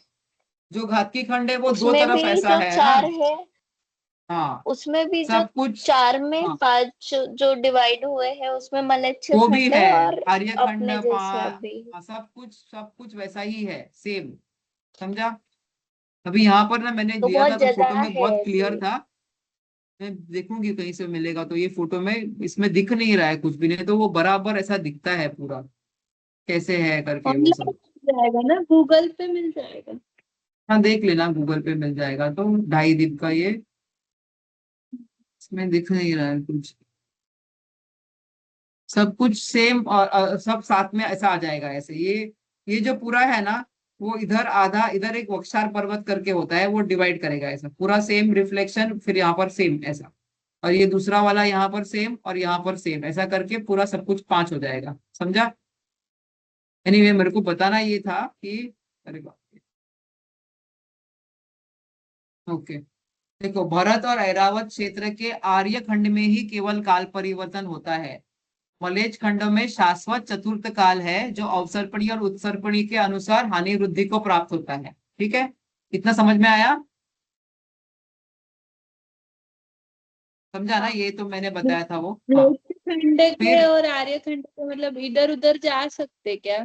कि जो म्लेच्छ खंड में जीव है वो वहीं पे रहेंगे हमेशा नहीं, के लिए? वो ये जाते हैं ना, चक्रवर्ती जाते हैं ना। मलेच्छ खंड 6 खंडों के राजा होते हैं ना चक्रवर्ती, तो वो मलेच्छ खंड में अपनी सेना लेके पूरा जाते हैं। उनकी 96,000 रानियां वो मलेच्छ खंड से आती है ना, वहां से उनसे शादी करके उनको यहाँ लेके आते हैं वापस आर्य खंड में, वो जाते हैं, ऐसा कुछ नहीं है। तो स्पेस ट्रैवल तब भी होता है 60,000 वर्ष लगता है ऐसे। उनको, 60,000 वर्ष 6 खंड के ऊपर जब जाते हैं वो, तो 60,000 वर्ष लगते हैं उनको। मतलब ये चतुर्थ काल की अपेक्षा उत्सर्पणी में अलग रहेगा। उधर उनकी आयु, उनका टाइम सब चेंज हो जाएगा, ऐसा। पहले चक्रवर्ती की जो आयु थी वो 12वें चक्रवर्ती की नहीं रहेगी, ऐसे। तो चक्रवर्ती वहां भी बनते कम हैं क्या कम मलेच्छ खंड में? नहीं नहीं, चक्रवर्ती सिर्फ आर्यखंड से ही बनेंगे, और वो 6 खंडों के ऊपर राजा, मतलब अपना उधर 32,000 राजा होते हैं 6 खंडों में, बाकी के 5 खंडों में मलेशिया खंड में वो अपना उनके अंडर में आ जाते हैं। वो अपने अपने राज्य की स्थापना करते हैं सब जगह, कि एक एक नीति एक राज्य होना चाहिए सब जगह, ऐसा। तो चक्रवर्ती एक ही रहेंगे, और ये सब मलेच्छ खंड और आर्य खंड, ये 6 खंड मिलके उनके अंडर में रहेंगे, ऐसा। रास्ता समझा? सो गए क्या? हम्म। ठीक है। फिर जो हेमवत और हैराण्यवत क्षेत्र है, उसमें जगन्य भोग भूमि की व्यवस्था है। उसमें ये जो भरत क्षेत्र है, उसके उसके लगकर जो ऊपर के क्षेत्र है वो है ये दोनों। ठीक है। हेमवत नीचे की तरफ है और हैराण्यवत ऐरावत के नीचे है। हेमवत जो है वो भरत क्षेत्र के ऊपर है, और हैराण्यवत ऐरावत के नीचे है। उसमें जगन्य भोग भूमि है। फिर हरि और रम्यक, ये विदेश क्षेत्र के नीचे और ऊपर है। हरि जो है वो विदेश क्षेत्र के नीचे, और रम्यक जो है वो विदेश क्षेत्र के ऊपर है। इधर मध्यम भोग भूमि की व्यवस्था है।